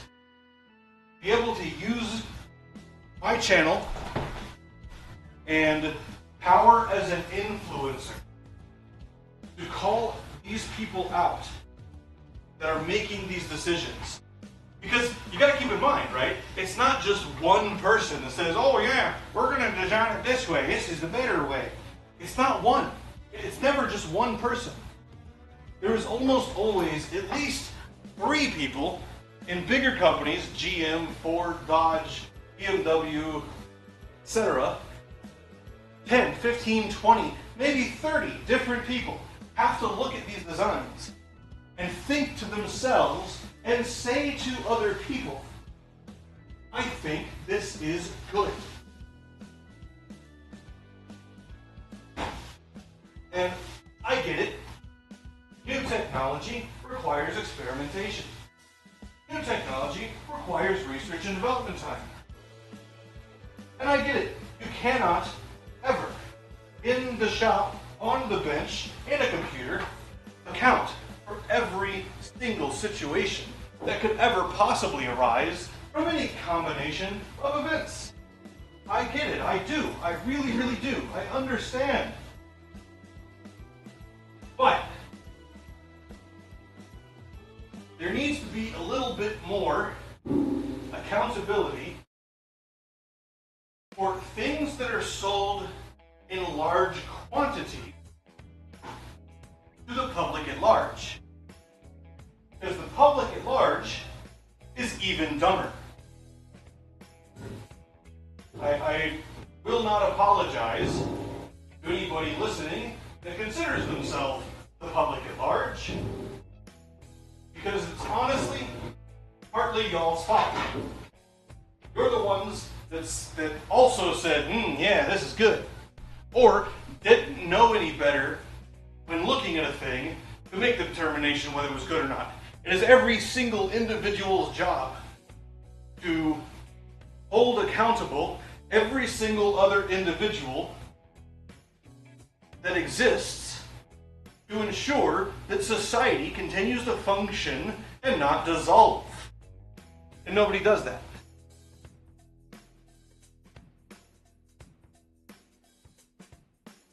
Yeah, I know, right? Like the dealership video was still the most popular video on my channel, and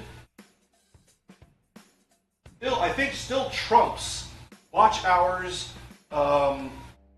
and total viewers when compared to everything else on the channel combined. And I would love to do stuff like that, but I don't want the channel to be fat kid bitches about everything. You know, there has to be some amount of, well, why the hell should I listen to you in the first place? Right? Yeah, right, exactly. And I think everything else on my channel is probably less than half of that combined. I mean, live streams get 4 views on average. Woo! It's not like, but like I want the channel to be at a point where people are like, I go to this guy because he tells it how it is. He shows me that freaking bolt that every Joe Schmo with his damn iPhone in his backyard in the middle of the night can't seem to show, literally the reason I'm watching your video, asshole, is because I want to see that one bolt that I can't freaking find. Show me the bolt! So infuriating. That's why I started the channel. Because of those guys that do that crap. WT! Hi.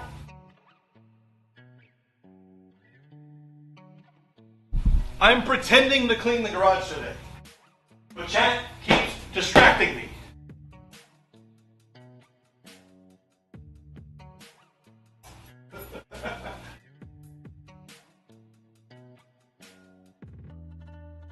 I am taking the O-scope. The O-scope is going with me.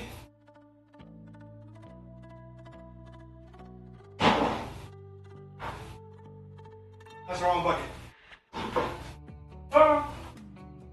Wrong bucket.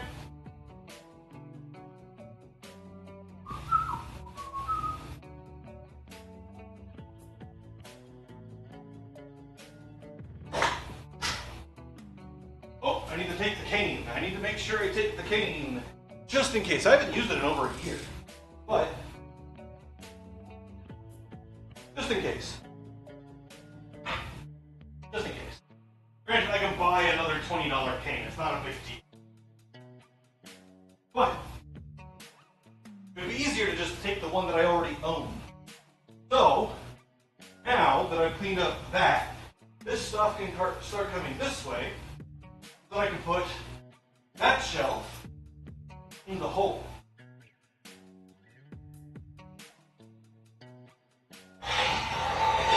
Also, who wants to see a tired manual tire machine that doesn't actually work?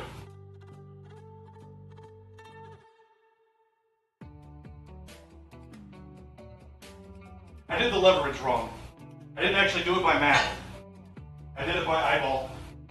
And since I've never built such a thing before in my life, I did it wrong.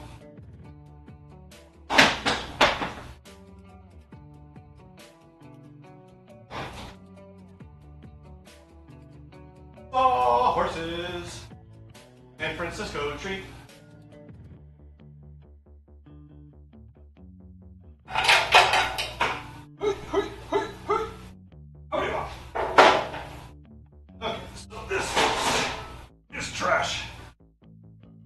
Seats out of these struts, but I'm gonna build a couple of shop chairs, but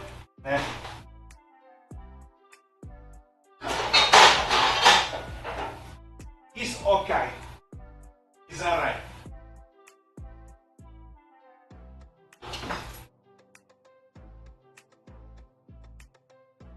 I'm gonna be sort of mad, but not really. Oh, it's not thick enough wall. Oh, never mind.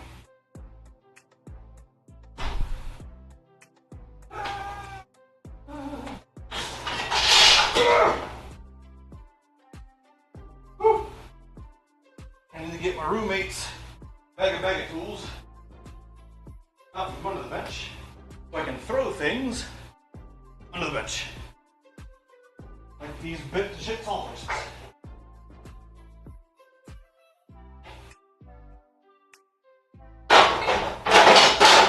Loud noises. Loud noises. Part of me says I should probably throw that away. Part of me says I spent 8 hours building that damn thing. It should work.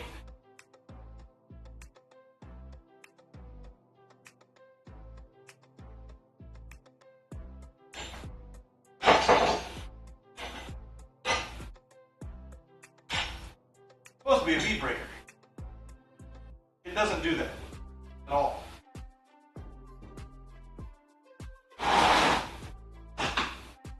Okay, so this tote I need, and the lid is kind of broken. Broken. It's broken, This tote needs to go with me. Let's clean up these piles real quick. What roar? Who's roaring? rip-roaring good time it is.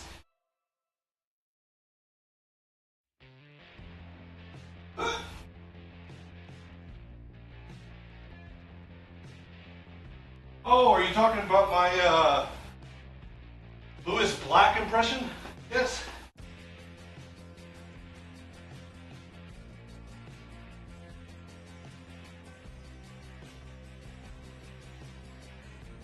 I don't know, for it to be proper and genuine, I have to have a topic that, you know, elicits that response anyway.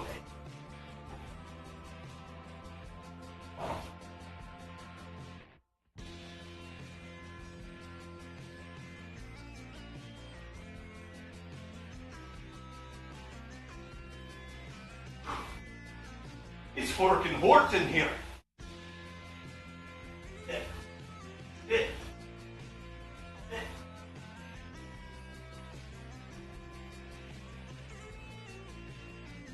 I wish this light worked. It properly worked.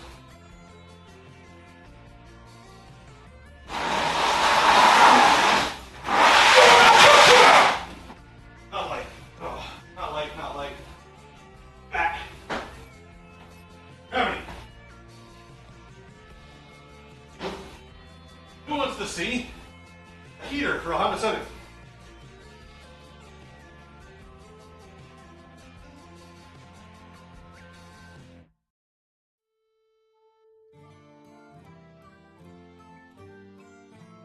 Heater. But whenever the winter time comes, take the AC out, put him back in.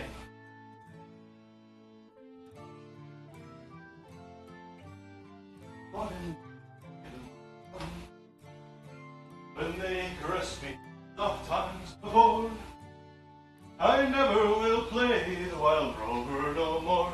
Let's no, hey, never. No, nay, never, no more will I play the wild rover. No, never, no more.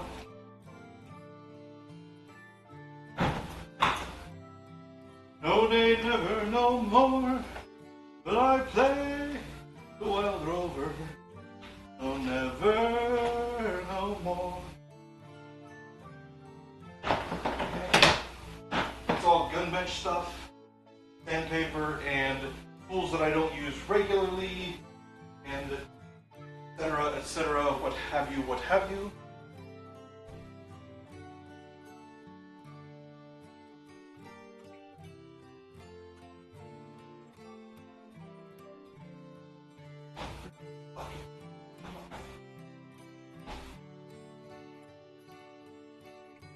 Okay, so we are taking this. But I can also fill this with more stuff. Because this is, ignore the hot glue gun, spare ECU frames, got a couple of those. Spare ECUs, one of these is bad. I believe it's this one. This one is the one that I did the wire mod on first, before I did the wire mod on the one that's in the car now. This one is 100%, well, 100% OEM. It is socketed for a chip, but there is no chip on it. There's nothing that's been tuned on it, nothing that's been changed. 100% stock circuitry. And also, the, not necessarily pride and joy, but something that I like very, very much.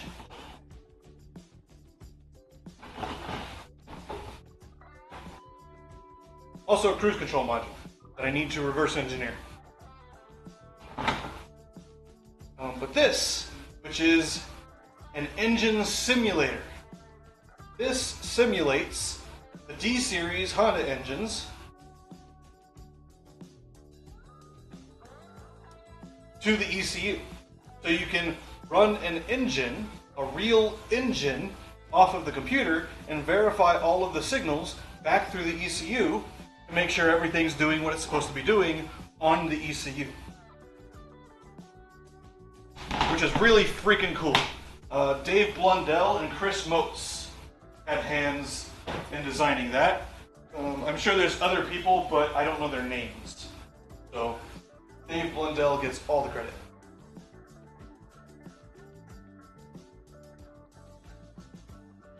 Ops motherboard, ECU, PCB.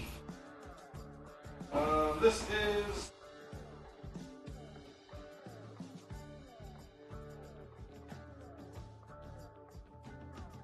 turn signal switches and stuff like that. I don't actually need to take this with me, so that stays here. This is electrical box. Definitely going with me. 100%. Oh! 150,000% this is going with me. That has all of my electrical bench stuff in it. Most of it. New Civic parts. So air filters, tie rods, things like that. Also going with me. Something breaks. I don't have to buy it again. I already own it.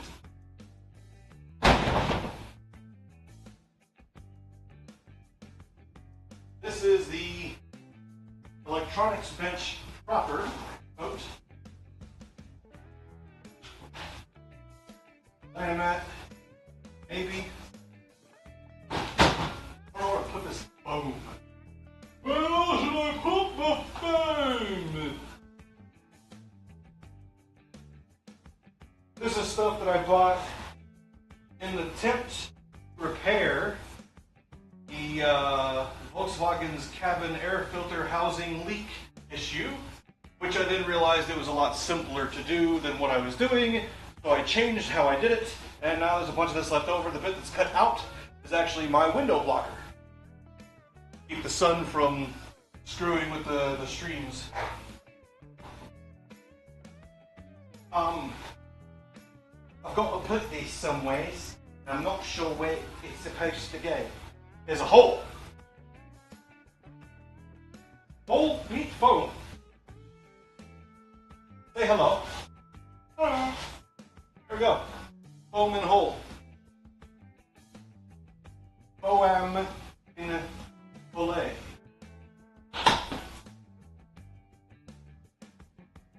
Fillet. Creeper. Move over here. There you go. I've also got this little bitty light with a little switch on the side. It doesn't work at all. Either ballast is bad or the sockets are bad. Not sure which. Never really got around to worrying about it, but this would be great over top of the 3D printer, actually. So I'm keeping it. Because I think it's nifty. Not nifty as in the nifty sponsored solution. No, you know. Yes. This is definitely going. Signal generator, right. Wiring, EECs, etc., etc. Lingle. Okay. Now that that's empty. Empty. Now that that is Mike Tango. Empty. Mike Tango. Empty. Empty. I can measure this. About 100 centimeters. How wide are you? Said, how wide are you? Less than 100 centimeters. Sweet. Loud noises. Maybe. Overspot. Maybe not.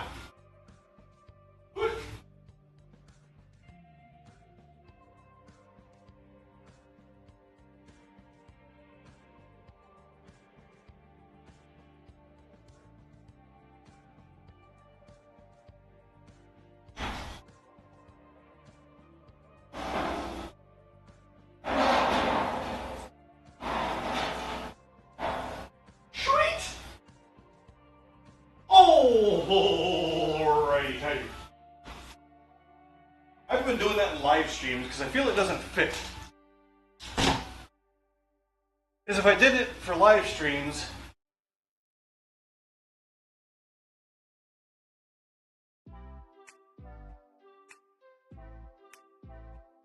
I'm going to record a soundbite. Oh.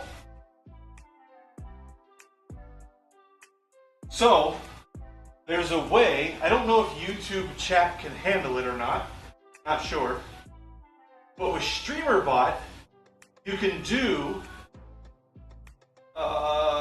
sound bites on new chatters. So if someone chats for the first time in that stream, and you can have a sound bite play.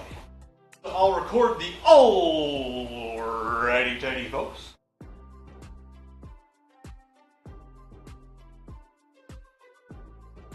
And have it play when new people come into chat. I think, if I remember. I may or may not remember. I don't know. Simply do not know. I cannot fathom knowing.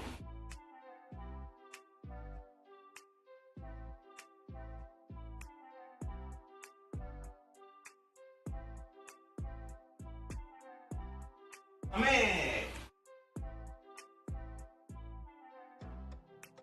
Amé!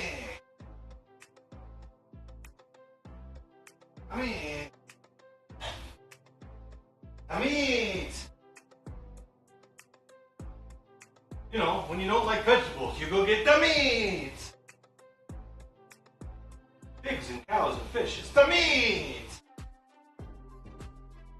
Also, use the shelf for stuff. Ta-da! My job's done. Alright, we'll see you guys later.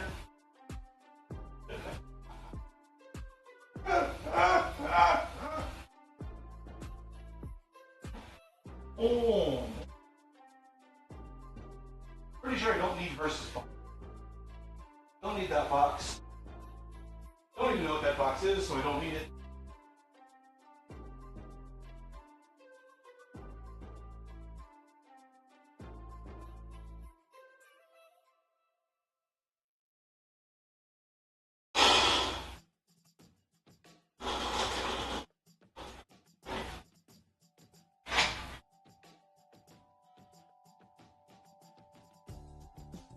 Meat!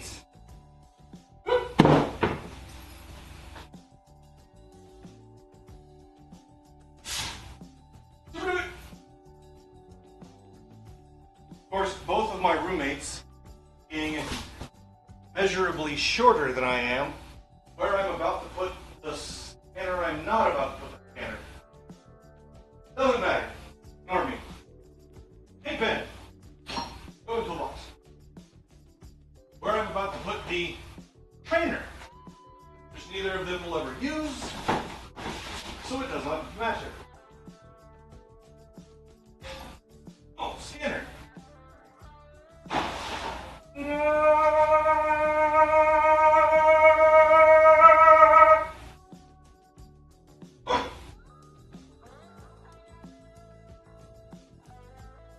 All of this will probably go in the EQ box.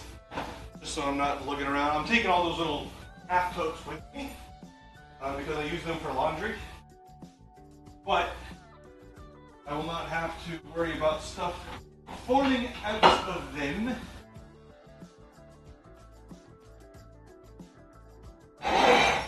Finger in the way. Bored. Bored. Keep starving.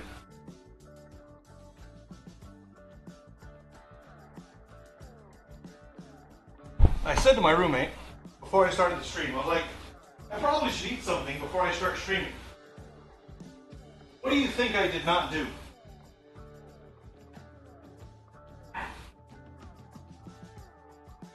I want you guys to guess. What do you think it is that I didn't do today?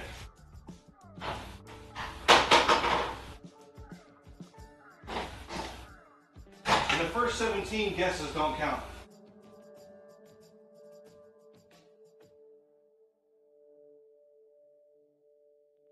I have some footage of this thing already. I don't know if I have everything I need to do the video. But this is the heater box. The heater core goes inside this unit, right there.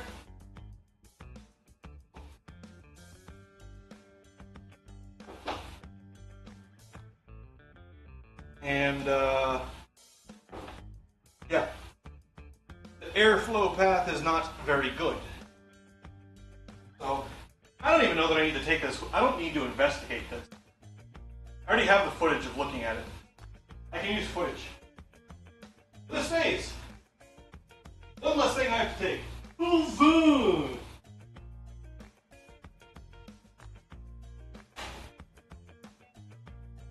William Chesterford Shire.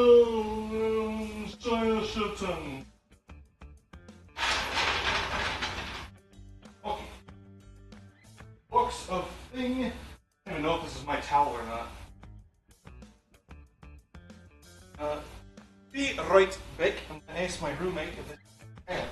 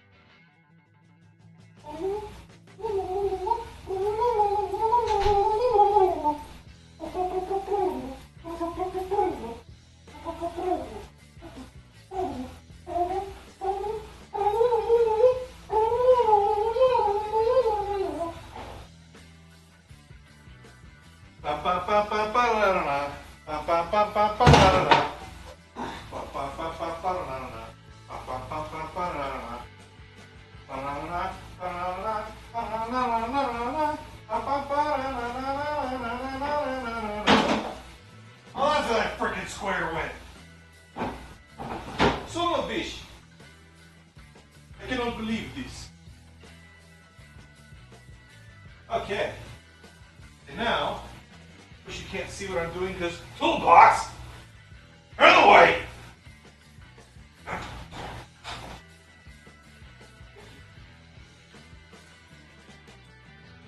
I get done. Okay. So I built this bench out of a little piece of plywood and some 2x4s for the sole purpose of being, you know, gun bench, doing cleaning, repairs, etc., etc. And it has sat down for the last like year and a half. I brought it down before I went to Arizona to do a thing, and it just stayed that way. So, it is now going to go back up. Perfect place for jack stands, actually. Guess that he gas that he can go there for now. It's fine. Woo! Tools. Yes. Sweet. And tools. Sweet. I knew this shelf would be very, very handy.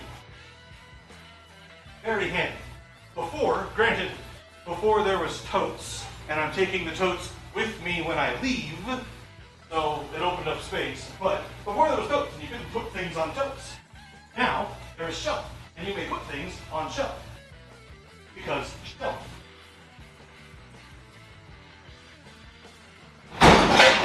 Yes, thank you. Exactly what I want.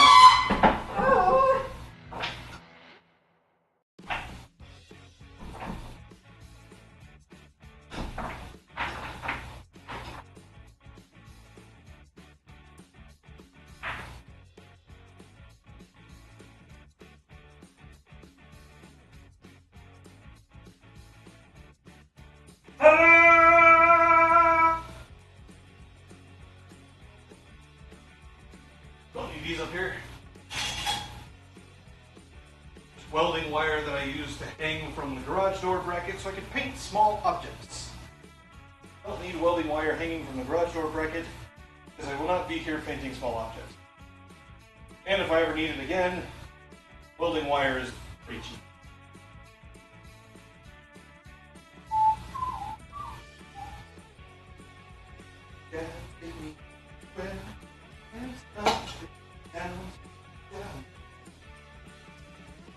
It's always a good time.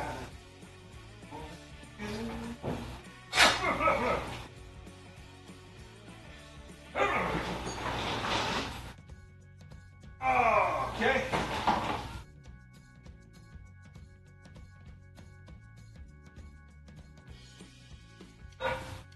Need to figure out if this is going. So this box is yes, going. Injectors, fuel sender, relays, visor, portioning valve, and most importantly, something that is inside this box that definitely needs to go, that I don't even have a frickin' lid for, is the door handles.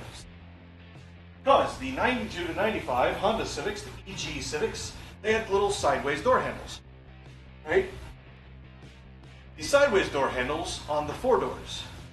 The front doors had lock cylinders so that you could lock and unlock the front doors. The rear doors do not. The funny thing about it is the door handles are the same shape and size. You can place front door handles, outer door handles, which the inners are the same way, but they're not important in this conversation. You can place the outer front door handles on the rear doors and vice versa. Meaning, this is a project I've been wanting to do for 10 years now, and I just have never gotten around to doing it. But what that means is I can put lock cylinders on the rear doors and unlock only that which door that I want to get into the f***ing car. Instead of unlock front, open front, unlock rear, close front, lock front, open rear, close rear, lock rear, like it's the whole process. It's super annoying. But if I get that project finished,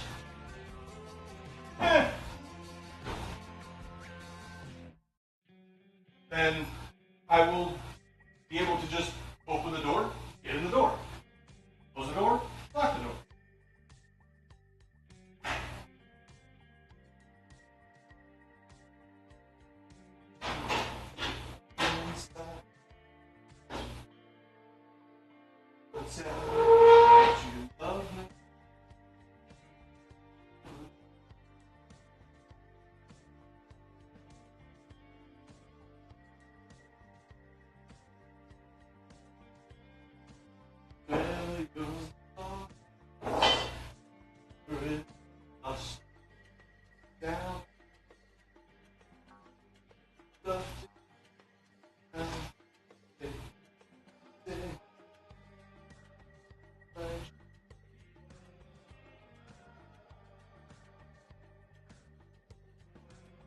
This is the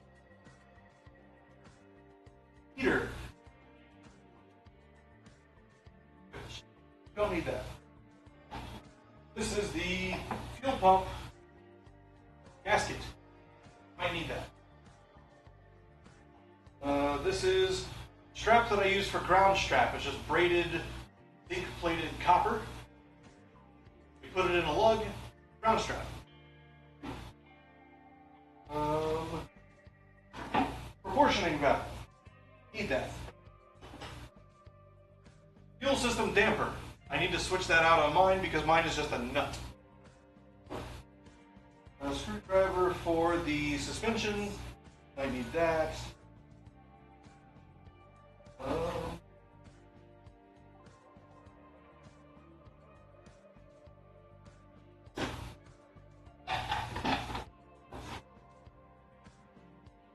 camber checker for a 15-inch wheel, so it doesn't help me at all.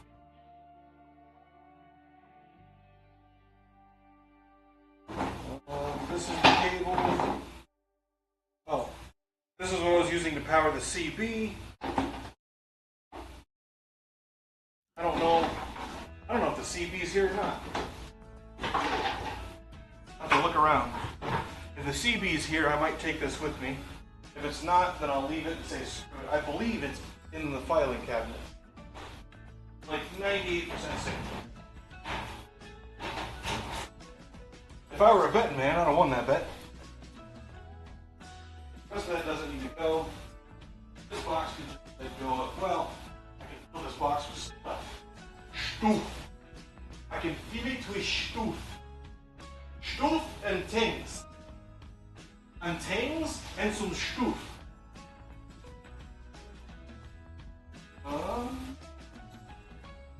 Okay, so for those of you who have not yet voted in the poll, I don't know if YouTube lets you take back your decision or not. I have no idea. For those of you who have not yet voted in the poll, this is the engine, well, this is part of the engine in question. Part of the engine in question, a D16 block. Okay? It is devoid of any parts, no dowel pins, no cam, no crank, no pistons, no nothing. It's empty. Bare block. I have already tapped the... I really need to take this thing to the machine shop and have them put it through the hot bath, but I've already tapped what is Honda's breather system. I kind of screwed the metal up a little bit when I was doing that, but there are enough threads that it should work sufficiently. It should work the way I want it to. There's also a bolt hole down here that holds the factory breather on. So what I'm going to do is whatever I put on here, it's going to be a tube, and I'm going to put a little bit of RTV in the threads, and then weld a little bracket to it. I'll have access to a dig in Michigan, so that'll make that easy if I do it there. And then just bolt the tube to here so it can't back itself out, so it doesn't leak, so it doesn't vibrate and crack the aluminum of the block, etc., etc. And that is just going to be an outlet to a catch can. That's going to, which it's going to come out and up at an angle.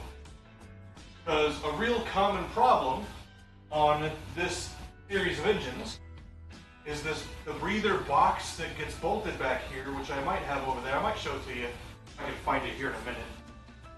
The breather box that gets bolted to the back of the engine, just beside the oil filter, has a tendency to fill with oil and then no longer be a breather. It's just a box filled with oil that prevents air moving in and out of the engine, which ends up causing the seals to fail at an abnormal rate. Right? It's not like the most common problem in the world, but it has happened before. It is a noted failure. So, I tapped that, which I might take and I might weld aluminum back on there and make it something different. I might weld a plug in there. That might be the better solution. I don't know. But if I welded a plug, I just use the plug in a fitting and then a hose that comes out. I have a little adapter thing, the thread's in there, and I think it's got a barb fitting on it. And I think that's why I tapped it that way. I don't remember 100%. I don't know if I ordered it or I saw it and got the threads and then I was going to tap it and then I was going to order it later. I started writing shit down. But there's a thing that I started that I am doing that is some BB stuff.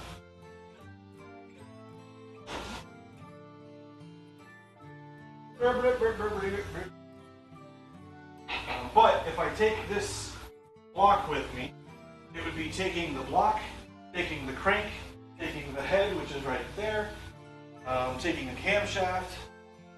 I will be getting new rods, new pistons, sending the camshaft out to be reground. Brian Crowler does that.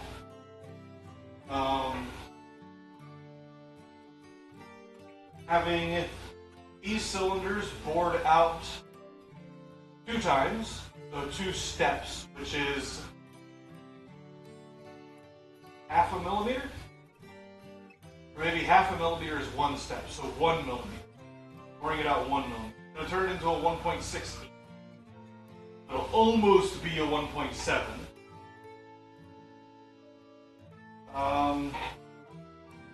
Then I have to come up with a bracket for the AC. I have sanded off the block designation that Honda had stamped into the metal, because I am going to, once I get this engine built, I'm going to call it its own engine and designation, which I'm going to use that land for. I'm going to stamp my own engine designation into it. Then, what else do I have to do? I need...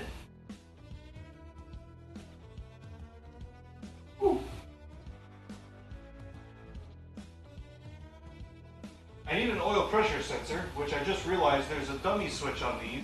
So I already have a port for an oil pressure sensor. I don't need to drill a port for an oil pressure sensor.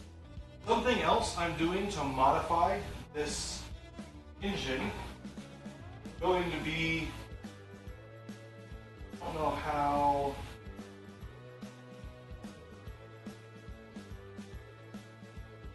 Pumps. So the pickup is here. Pumps into the pump. Pump comes to the filter. I believe.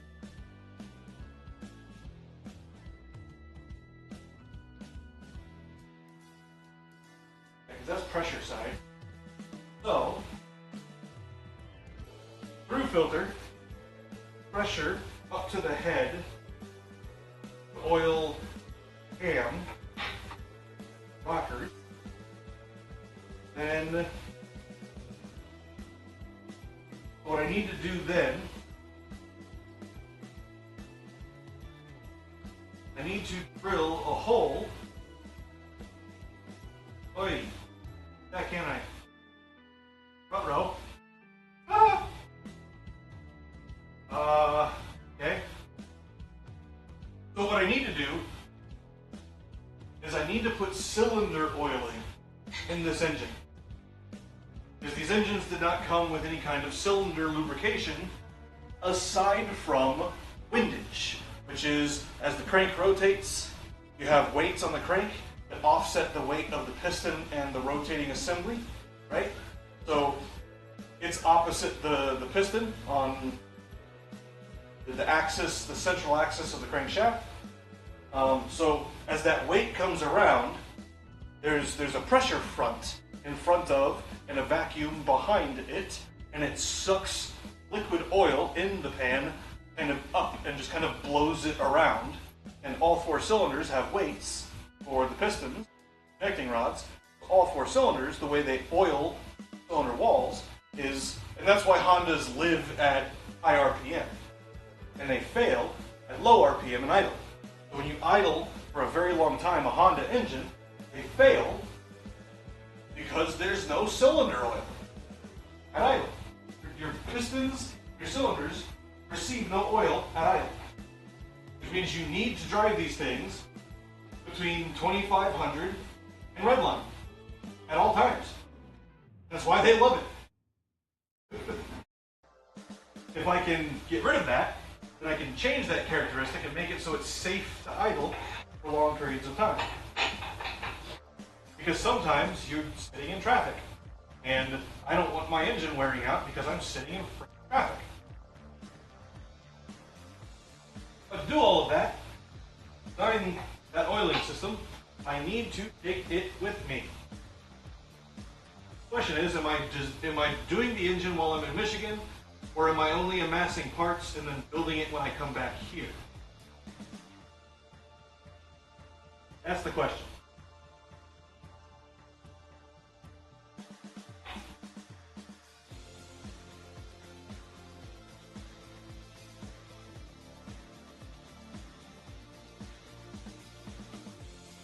problem is drilling through any of these structures is going to cause probably some problems in the structural integrity of the block. What? What do you mean disconnected? Are you guys still there? Did we drop?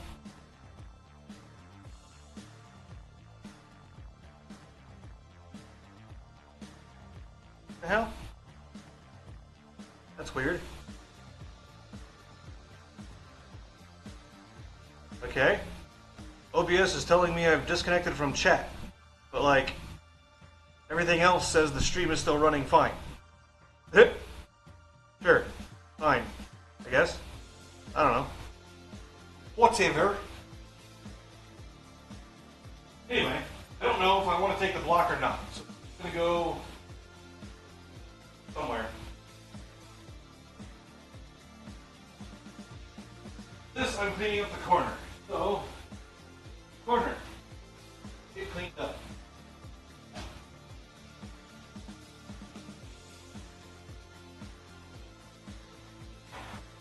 Big old honking gas cannon.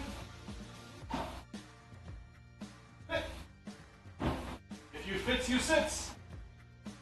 It's me.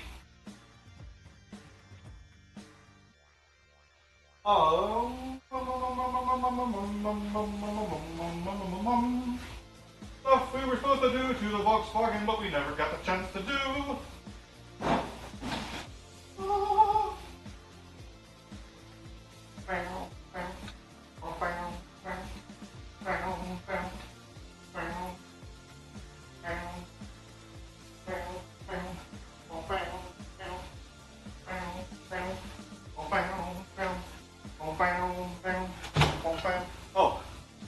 Oh, the streams are running, I don't know.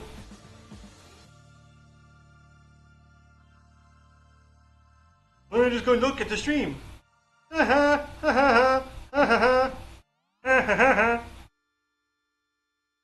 a smarty pants, yay, yay. Okay. Judy Jackson. Adobe.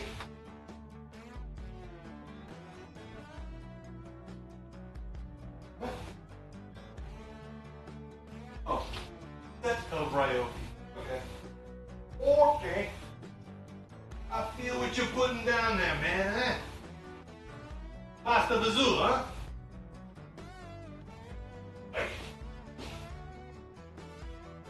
Actually, if it fits, it sits.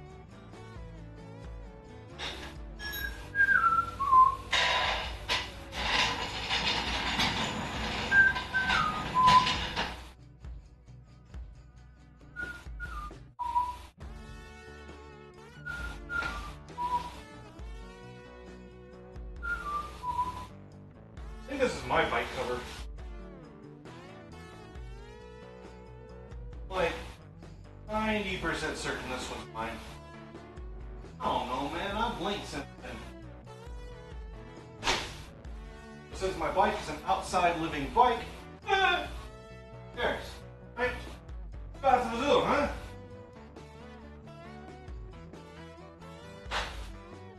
Get you goomy.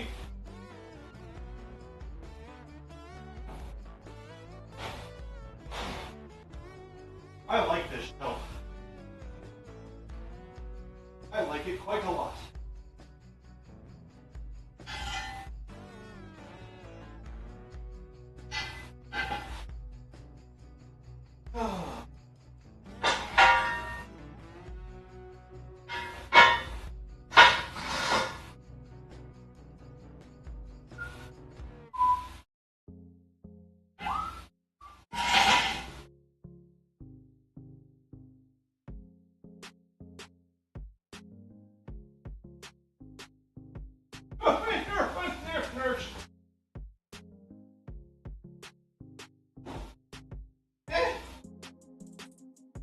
Alright. Streamers. streamers go, streamers probably go over here. Put the streamers over on the thing. Yeah. Hey, I can take this stuff over here too, alright.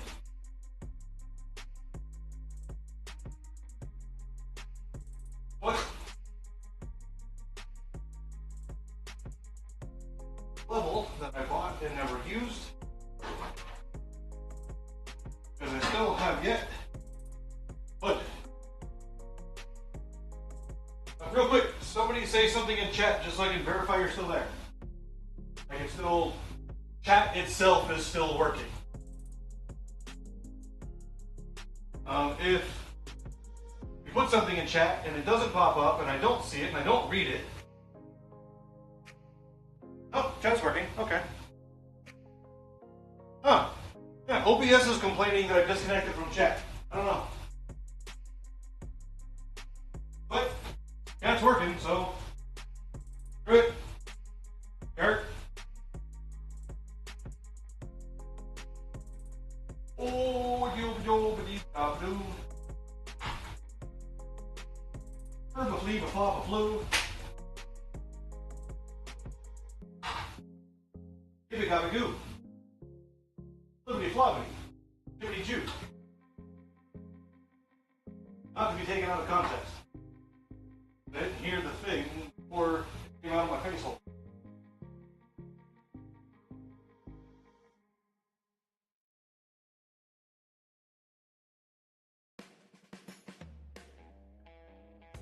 That will not work. I didn't think it would. Well, I thought it was worth a try. I thought it was worth a try. Actually, put it like there. That will do, pig.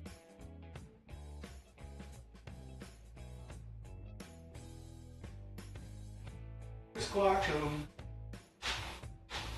Speak a squawkum.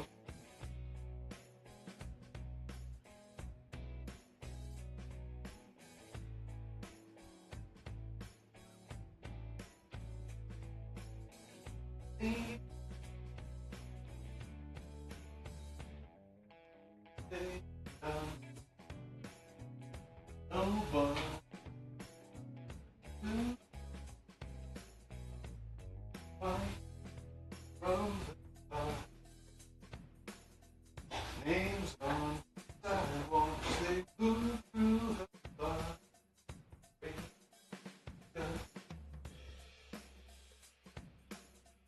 Razor. Hey, that girl. Die away now.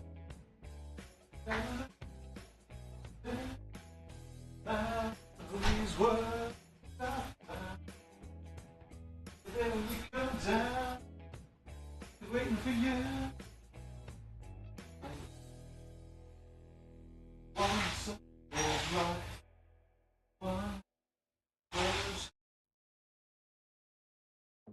somewhere, someplace to go with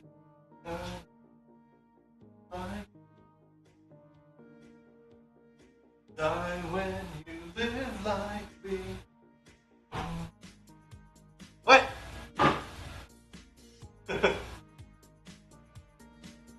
Message retracted. I mean, Nightbot does the thing. It can't hide from me.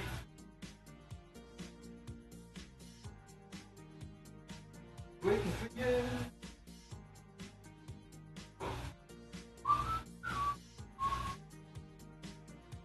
I'm just glad Nightbot's actually doing the thing.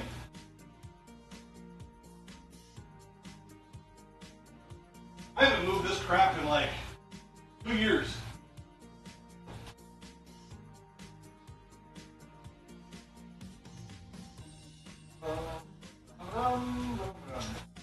Little bit of plastic. Don't care about the little bit of plastic. Almost all a broom.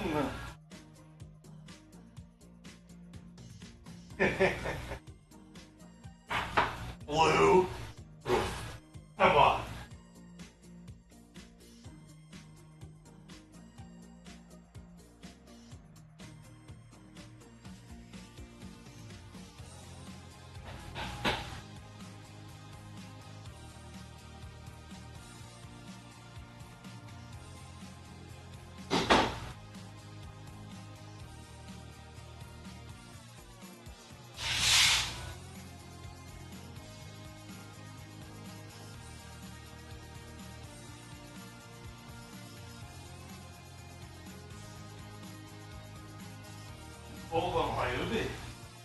Put it on the shelf. You've got to put it on the shelf, man.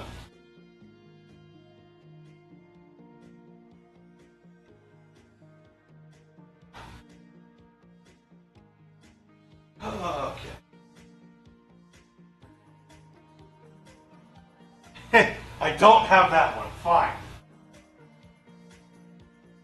To be fair, I've got like 40 commands total. A bunch of them aren't set up. I just have them written down.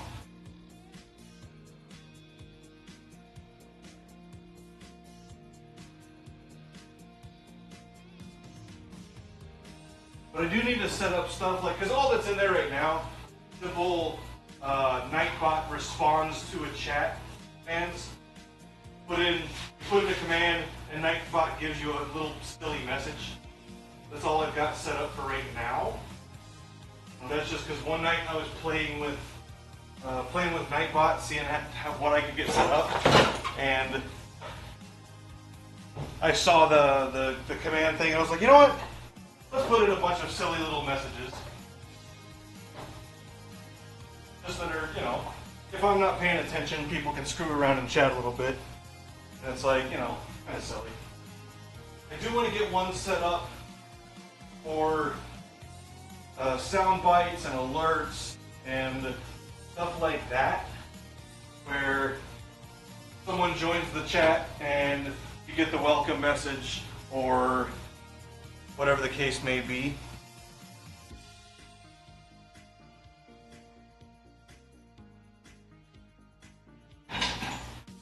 That's all later stuff, not today's stuff.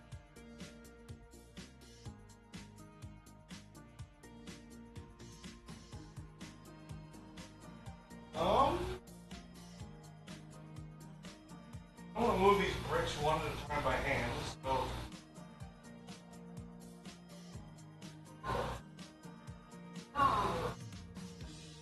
Snurf.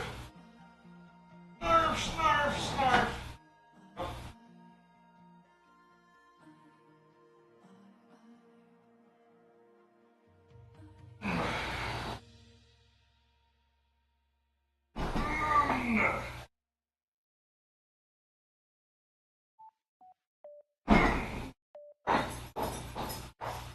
There we go.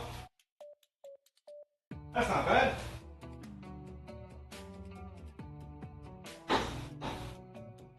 Okay. Use that. Go in the corner once that corner's cleared up.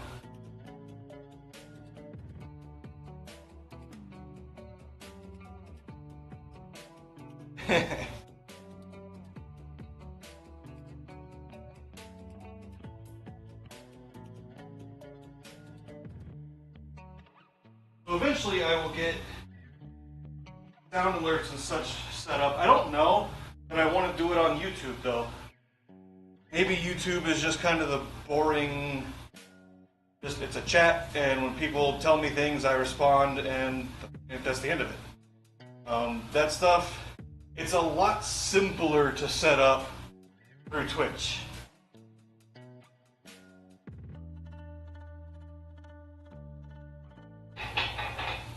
Okay, so trash, fine, yeah.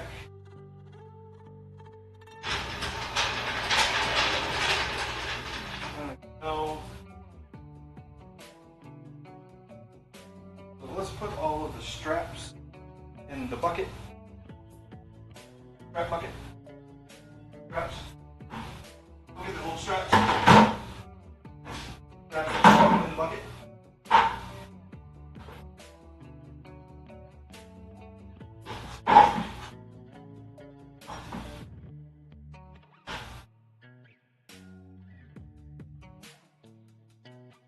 Okay.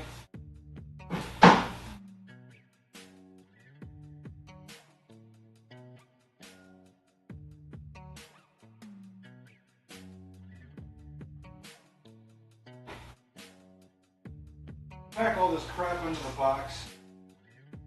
I'm definitely taking my metric tape measure with me.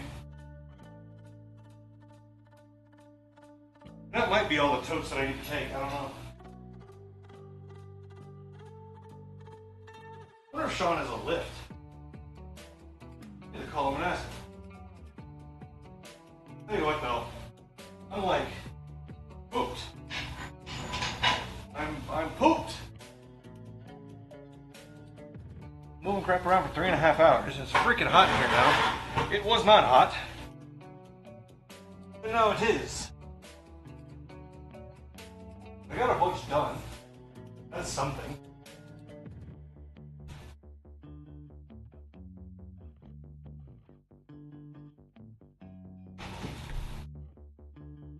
All this Accord stuff can go away too. I don't need it. This is going with me. Sure.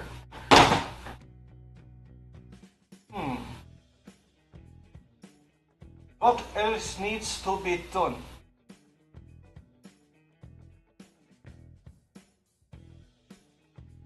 Which, if I'm going to end this early, right now, today, I will almost definitely be hopping into Delta V here in a little bit, just to do some gaming, which I kind of like what Tiger does.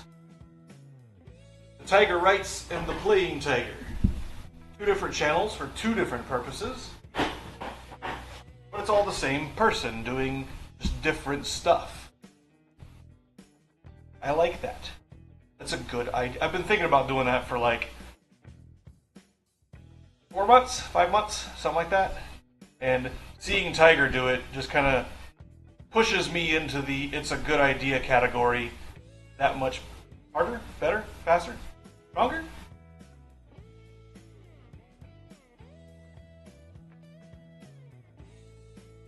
So, yep, shiny, shiny, hot and sweaty. Probably stinky too.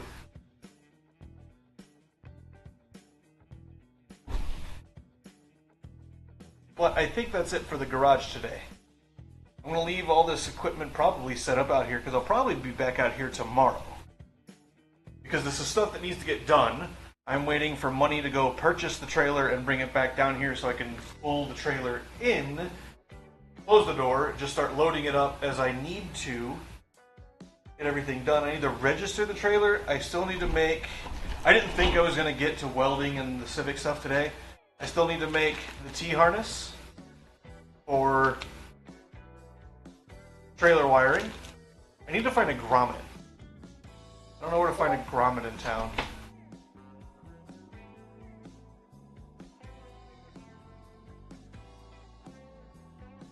No.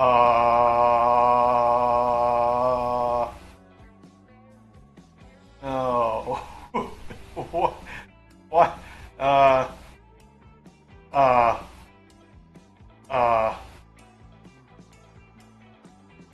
People are nuts. Yeah, nobody's buying a brown stained chair.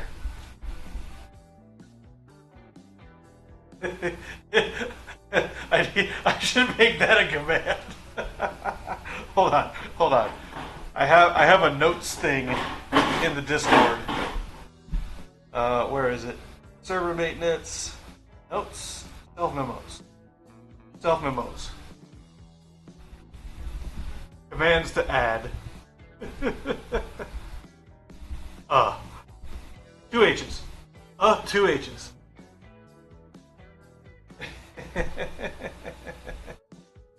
Yeah, 1 mini tournaments on it, yeah. Like, what kind of tournaments exactly?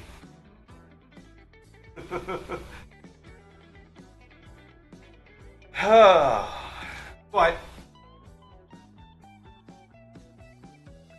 I think for right now. Oh, the poll. So 2 people said yes. Somebody said no. Wonder who that was. Poll has ended. Yes. Which after having talked about it for a while,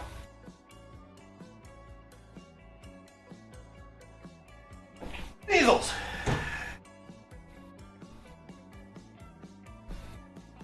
Which I think I was supposed to put as a command, but never did. I don't remember. Ugh, I think I'm sleepy. I didn't wake up all that long ago. But it's freaking hot out here. So, like, you know, me and heat, we don't get along so much anymore.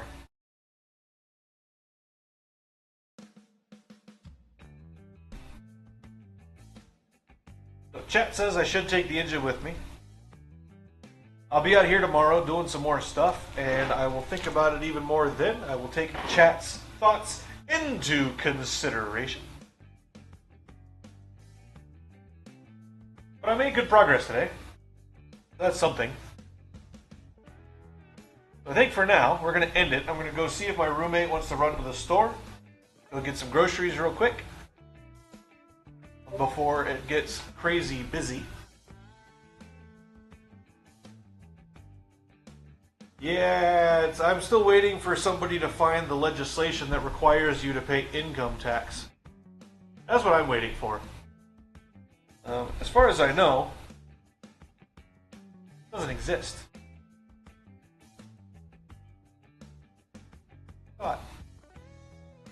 But this is not a politics stream. Maybe I'll do one of those one day. Or 12. Yeah, I'm actually going to go tonight sometime, test out the HDMI cable on the Canon, and because one of the streamers I watch at night, he's in Japan, so his midday is my night. He gave me an idea about how to set up, because I haven't used the Canon for anything in like 2 years, and I really should, because it's a good camera, but I don't do photography with it. I got it for the purposes of doing some photography, but recording the car stuff. And USB cannot output the USB 2 controller on the camera specifically cannot output 1080p. It can only do 720, which granted 720 with a lot more data per pixel, but it's getting encoded on the camera, shipped out over USB, and then re-encoded by OBS, because I don't think there's a pass-through setting for the stream encoder. So it has to get encoded twice, which destroys data anyway. And I don't know that it really matters necessarily for what I'm doing, and like look at this. This lighting is terrible. It doesn't matter. But as much as possible, I'd like to keep the quality and the professionalism as high as I possibly can, given my skill set and my knowledge, and etc., etc. So to that end, I did, when I purchased the Canon, purchase an HDMI to micro HDMI cable, which, if I remember right, I made sure that it was a micro HDMI on the Canon when I purchased the cable with it. For the purposes of outputting video, raw video, I think. I don't know if I can do raw video. If I can do raw over HDMI, which I don't think you can, but if I can get either high quality or raw off of the camera onto the desktop via HDMI, or even the laptop via HDMI, I will do that. I don't have crap. The surround sound has an HDMI pass-through. I don't know if it's bi-directional. I'm gonna have to go check that out.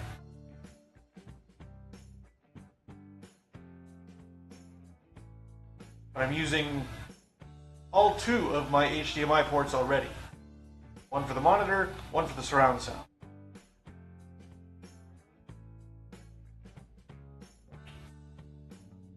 We'll find out. I don't know. I mean, I guess worst case scenario, I can purchase and install an HDMI card It's just it's a not a GPU, but it technically it would be a GPU, but it wouldn't be for the purposes of driving a monitor. It would be an HDMI pass-through, such that you can get the data on and off of a machine HDMI, which would be coding, encoding and decoding, granted, so technically a GPU, but like a capture card. Like just an HDMI capture card, which would be different from a GPU. Does some of the same things, but not nearly as much of the same thing. Right? I don't know. I'll play with it tonight a little bit, see if I can figure some stuff out. Keep an eye out for Delta V stream later, which I will probably be doing. I have to do dishes. I have to call people.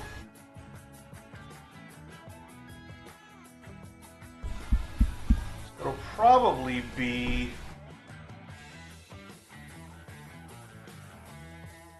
it's 16 now, so store 17, dishes 18.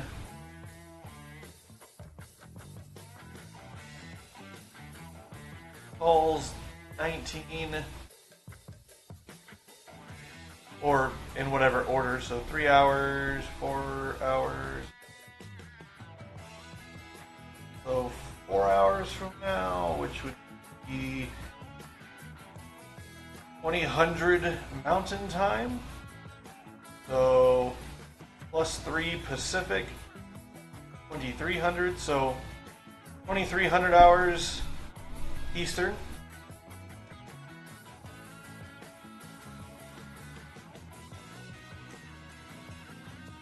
Which most people on the East Coast are probably going to be in bed by that, or winding down. Winding down. Anyway, between 4 and 5 hours, keep an eye out. I will very probably, very possibly, very likely be streaming some Delta V, maybe Satisfactory, because 1.0 has come out. I'm going to go check and see if the smart mod's been updated, which it just came out yesterday, so probably not, unless they got their hands on an early beta and that let them make some updates to the code for the smart mod. I don't know. I might be doing Satisfactory. I don't know, I'm having a lot of fun in Delta V when I play it. I haven't played in like 2 weeks, until like yesterday. Anyway, that's the end. Yeah, because the 1.0 came out and everybody's getting back into it because they've implemented the story, they've implemented a whole bunch of stuff to do with, you know, the items that had nothing to do in all of the previous early access updates. They're implemented now and they do stuff. And they've put a whole new tier and fixed the space elevator and like all kinds of stuff is like big, huge, giant update. So everybody's playing Satisfactory. So like, I don't know, market saturation. But at the end of the day, I don't stream games for content. I stream games to hang out with my community and to you know, have some fun in the game and to hang out with some people. That's why I stream the games. The stuff I'm doing to the end goal of monetization and making a business out of it is the car stuff, which not this. Not the organizing the garage stuff. That's like, it had to be done and the stream helped me keep on task. That's what that was. But like, it's still like, you know, community engagement time. So it's like, hey guys, come and hang out and I'll chat while I'm doing this. And chatting while I'm doing it helps slow me down because I don't know how to slow down. I don't know how to limit myself. So I probably would have been done in 1 or 2 hours, physically just overheated and tired and fatigued, if I had not been chatting and I'd just been doing the stuff. And I very well might not have gotten as much done as I did because of that, because I didn't limit myself and I overheated myself, right? So there's some of that to consider too. I don't know if that's the case 100%, but I talk a lot. And I haven't eaten today. I haven't eaten in like 18 hours. And everyone's like, oh yeah, you should try intermittent fasting. Or you could try ADHD, where you just don't remember to eat. Ta-da. And you're like, hey, why did my stomach hurt? Oh yeah. Good. So, anyway, we are ending. This is the end. Ooh, magic phalanges. We are done. This is it. We are going bye-bye and a ways now. Okay?